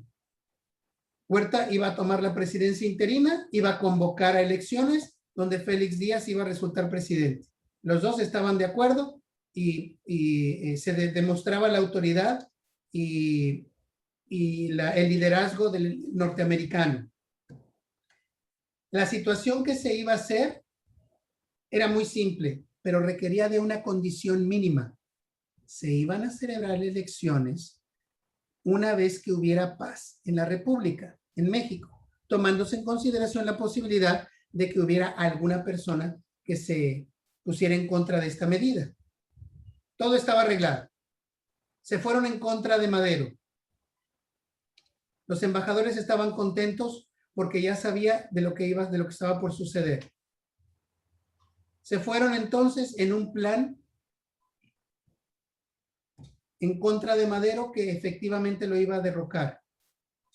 En ese momento, manda Henry Lane Wilson un telegrama al gobierno de Washington. El gobierno de Madero no existe más.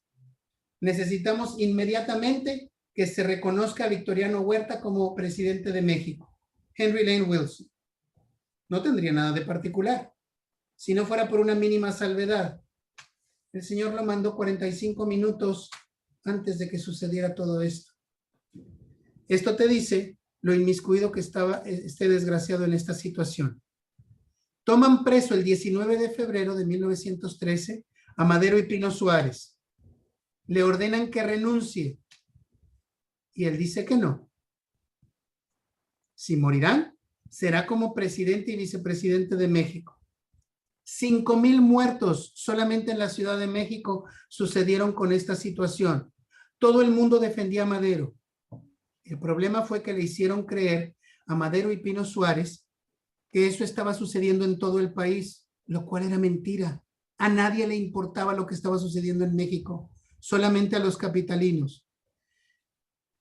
Huerta, al saber que habían hecho presos a Madero y a Pino Suárez en el Palacio Nacional, invita al hermano de Madero, Gustavo A. Madero, a un desayuno en el a un almuerzo en el restaurante Gambrinos, que estaba que está todavía el edificio, sobre la calle de Madero, y ahí le dice, una vez que tiene certeza de que ya ha tomado al presidente y al vicepresidente, le dice, pues quiero decirle a usted que fue un malentendido, lo que me acaban de, lo que usted ve de que yo estoy en contra de Madero, está usted mal, yo le juro a usted que hoy a las 2 de la tarde ya se va a arreglar este asunto, por favor, no dude más de mí, etcétera. Y pues Gustavo Madero todavía tiene cierta reticencia, pero ve que de alguna manera Huerta quiere acercarse a él. Y le dice, oiga, acaba de comprar usted un arma, me dijo en la mañana, ¿me hace el favor de mostrarla? Sí, cómo no, aquí está. Le da el arma a Victoriano Huerta y con la propia arma de Gustavo Madero le dice, es usted mi prisionero. Llega una piqueta de soldados y se lo llevan preso, en teoría, a Palacio Nacional o a la cárcel, pero no es así. Se lo llevan justamente a la Ciudadela, donde estaba Félix Díaz. Y ahí le quitan el ojo, el único ojo que le quedaba, lo patean, lo golpean, lo hacen polvo al pobre, polvo. Y le dicen a Madero, hay una manera de evitar una revolución más, y esa es que renuncies. Pedro Lascurain, que fue el presidente de por más corta duración en el planeta, 44 minutos, es parte de este complot. Márquez Sterling, que era el embajador cubano, empieza a moverse para tratar de salvarle la vida a Madero. Márquez Sterling fue el ángel que necesitaba en la tierra Madero para salvar el pellejo, para salvar la vida. Pedro Lascurain dice, yo voy a jugar mi parte en todo esto. Si renuncian Madero y Pino Suárez, yo soy el tercero a bordo, soy el secretario de comercio. Yo me voy a encargar de ser el presidente y la única función que voy a tener es nombrar como vicepresidente a Huerta, voy a renunciar y por de facto queda él como presidente. Pero cuando tú me des seguridades de que ya está Madero arriba del barco en Veracruz, es cuando yo te sirvo a ti. Y Huerta le dijo a Pedro Lascurain, la manera como yo te lo voy a demostrar es cuando tú veas la renuncia de Madero firmada. Me suena perfecto.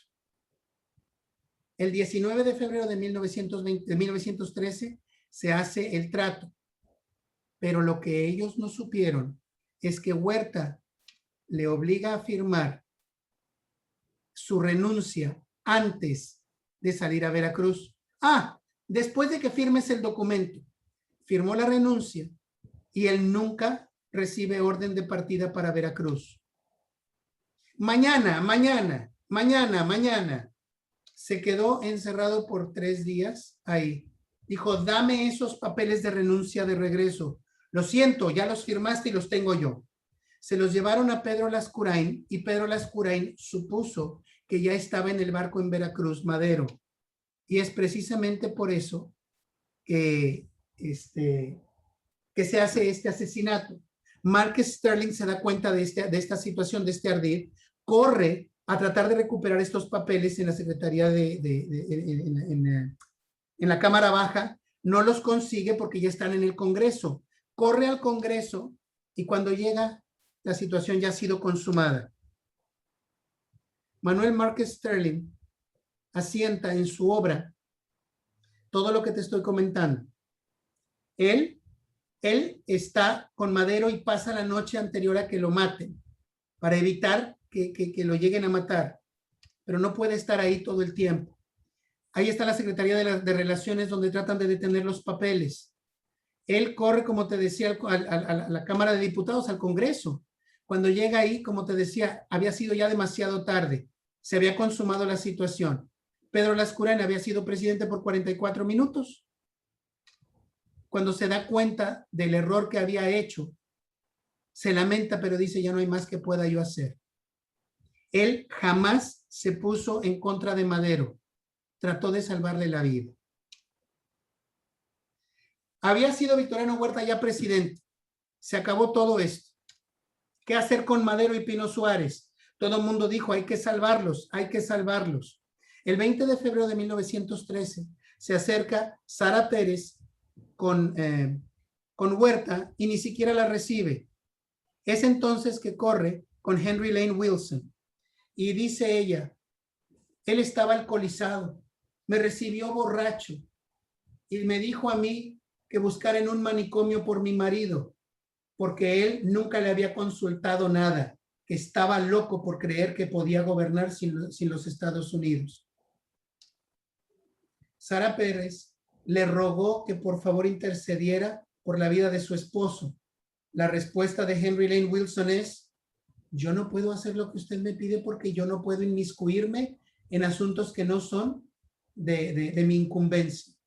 Después de haber puesto en la propia embajada a Huerta y a Félix Díaz para acabar con Madero, ahora reclamaba que él no podía hacer nada para ayudar a nadie.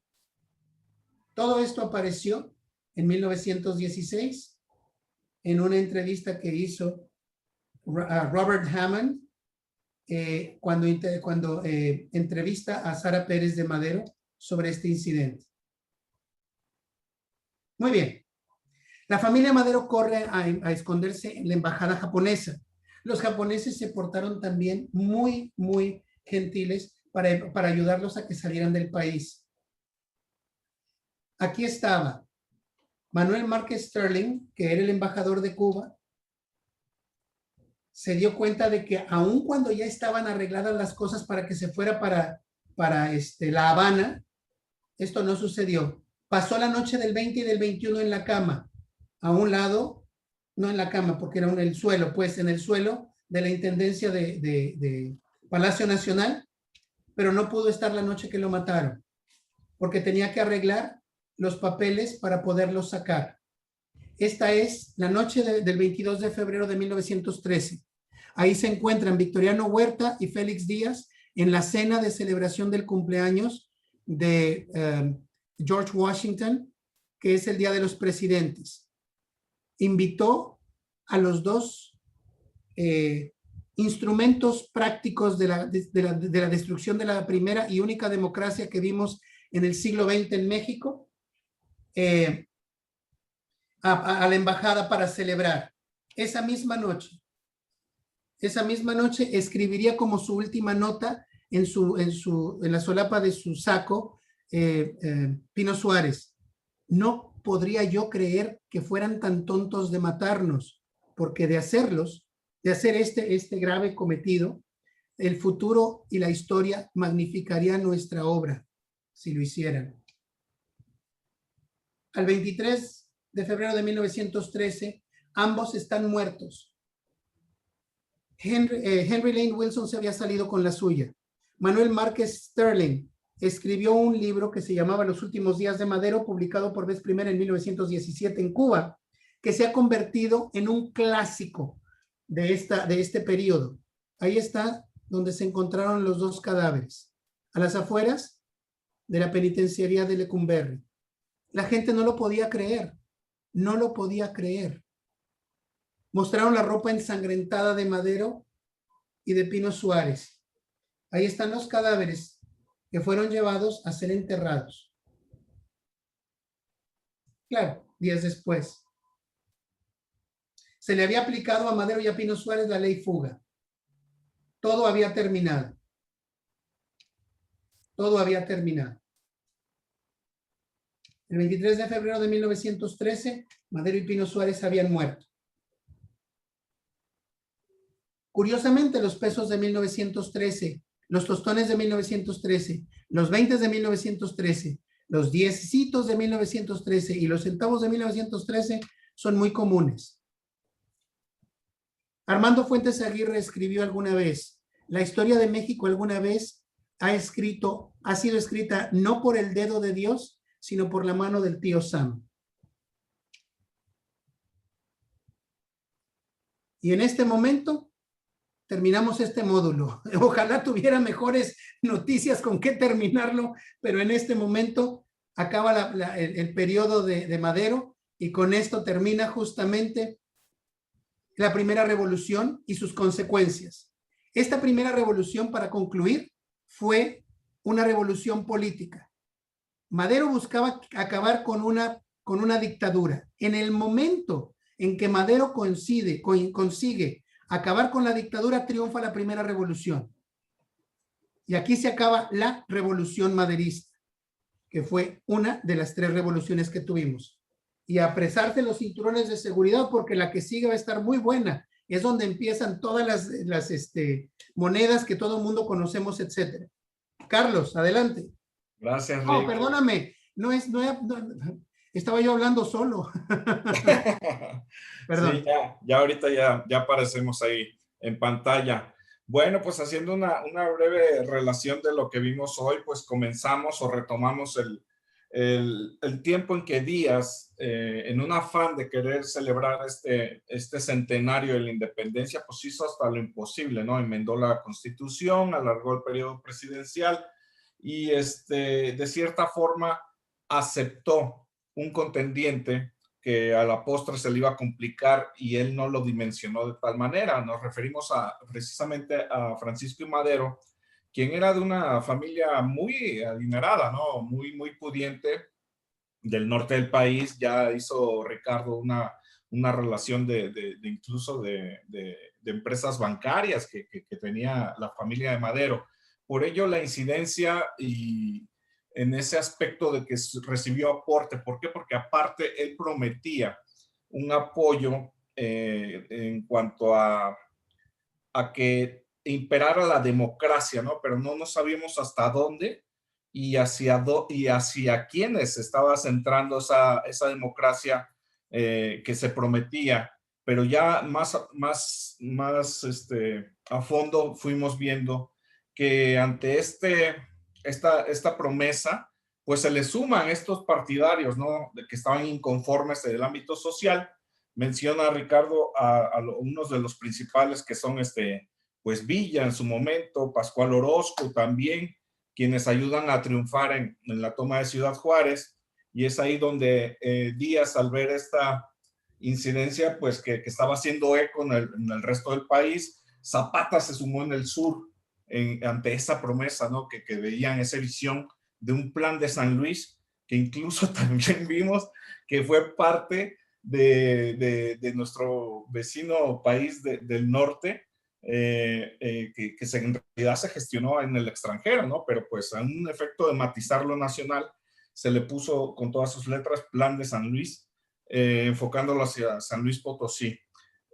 Vimos en estos periodos de Díaz unas medallas bellísimas. Ricardo nos presentó aquí algunas, y también una peculiaridad de una moneda que es bellísima. No he escuchado a alguien que piense lo contrario, y precisamente es esta. Vamos a tomar bibliografía, señores. Nos referimos al peso de la libertad a caballo, o el caballito, y para breve referencia aquí, complementando, si me lo permite Ricardo, pues es muy recomendable esta de Mexican Beauty, de Belleza Mexicana, de Alan Shine, cuyo traductor pues es Roberto del Bosque, a quien le mandamos un saludo porque es amigo nuestro también en común. Y vimos también no solamente medallas ni esta moneda, y también vimos un billete precioso que Ricardo nos compartió imágenes del Banco Minero, que tiene como peculiaridad precisamente el ser el primero conmemorativo, y viene la esencia tricolor que trae en una de sus caras. Si ustedes quieren verlo, vayan a otra bibliografía que vamos a recomendar, que es el Mexican Paper Money. Incluso en la contraportada, ahí viene esa imagen de ese billete. Creo que en 5 o 10 pesos. Únicamente se imprimió de esos dos denominaciones. Pues, pues culminamos ya con este tipo de tristes noticias de una decena trágica, donde vemos personajes, ¿no? Importantes de la historia mexicana, de esa parte primera de la revolución, refiriéndonos al general Reyes, a Félix Díaz, al general Mondragón también, obviamente a Huerta, quien suplió al general Lauro Villar. Incluso por ahí Felipe Ángeles estaba también ahí a la par de Madero, pero él al decidirse prefiere a Huerta y pues ahí firmó su sentencia de muerte, ¿no? Que se reflejó más adelante en ese 23 de febrero trágico. Pues aquí una breve relación de lo que estamos viendo, y ya vieron que estamos iniciando con la Revolución Mexicana, y como bien dice Ricardo, en esta segunda parte del próximo módulo vamos a ver material numismático como no tienen idea, pero ya eso se lo dejamos para después como pendientes. Ricardo. Sí, te iba a comentar, aquí está el libro del que estás tú hablando, pero no lo he mencionado por la simple y sencilla razón de que no estamos hablando de billetes ahorita. Cuando hablemos de billetes tendremos oportunidad de ver esta preciosidad. Una petición, Carlos. Perdón, ¿nos muestras la contraportada del libro? Oh, sí. Ahí está lo que mencionaba. Nada más una breve relación, Ricardo, porque vamos a ver los billetes a fondo ya en su momento. Claro, lo que sí te iba a pedir es que me hagas el favor de volver a poner el libro que mostraste despacio para que la gente lo pueda ver. Déjame, entonces tomo la palabra para que se vea. Y ahí está. Es Mexican Beauty. Y ahí está el autor, Alan Shine. Está precioso por dentro porque trae las imágenes a color. Sí. Y menciona esa particularidad que nos decía Ricardo de Charles Pillet, que era muy egocentrista y quería, ahí, mira, ahí viene Roberto del Bosque, traductor. No sabía que Roberto lo había traducido. Sí. Pues mira, todos aprendemos de todo, mira. Ahí tengo el libro, no he tenido oportunidad ni de leerlo completo. Vienen diversas monedas de autoría de monedas, como bien lo matizaste, de Charles Pillet. Sí, entonces, claro. Donde viene su firma, mira, incluso ahí viene. Ahí está, esa es la que tengo yo, creo. ¿Es de 2 dracmas o de cuánto es? Este es de 25 centavos de Francia. No, esa no la tengo, es una griega. Yo tengo una griega de dracmas, no me acuerdo en dónde más viene. 1912, es de 1912, me acuerdo que era la que tengo yo. Es una bonita bibliografía y viene muy, muy bien, profusamente ilustrada con imágenes incluso a color. Entonces también ampliamente recomendable. Y nada más, pues ya saben que aquí siempre hacemos una referencia tanto histórica como bibliográfica. Entonces, Ricardo, ¿algo más que desees comentar? Nos vemos a la próxima y vayan preparándose las cananas o carrilleras. Vamos a ver las soldaderas también, ¿no? Hombre, claro. Bueno, pues muchas gracias, Ricardo. Eres muy gentil en compartirnos toda esta serie de imágenes tan ilustrativas que nos van incluso inmiscuyendo ahí en esos precisos momentos. Hasta videos vimos, entonces está fabuloso, ¿no? Ya lo vinculamos también con la numismática, obviamente, y pues hasta aquí lo dejamos ya para no estar alargando esta liga y quedamos pendientes para el próximo módulo. El módulo 27 será el próximo. Nos vemos, Ricardo. Hasta luego, chao, gracias. Cuídense mucho, buen día, buena tarde, buena noche. Hasta luego. Antes de que nos vayamos, me pidieron un saludo, perdón. Miren, ya llegamos hasta Qatar, imagínense, hasta esa zona de Arabia, increíblemente. Un amigo se manifestó desde Qatar, está allá, se llama Carlos Lima. Sí, Carlos Lima. Entonces le mandamos un saludo, perdón, ya se me estaba olvidando. Nos vemos, hasta luego.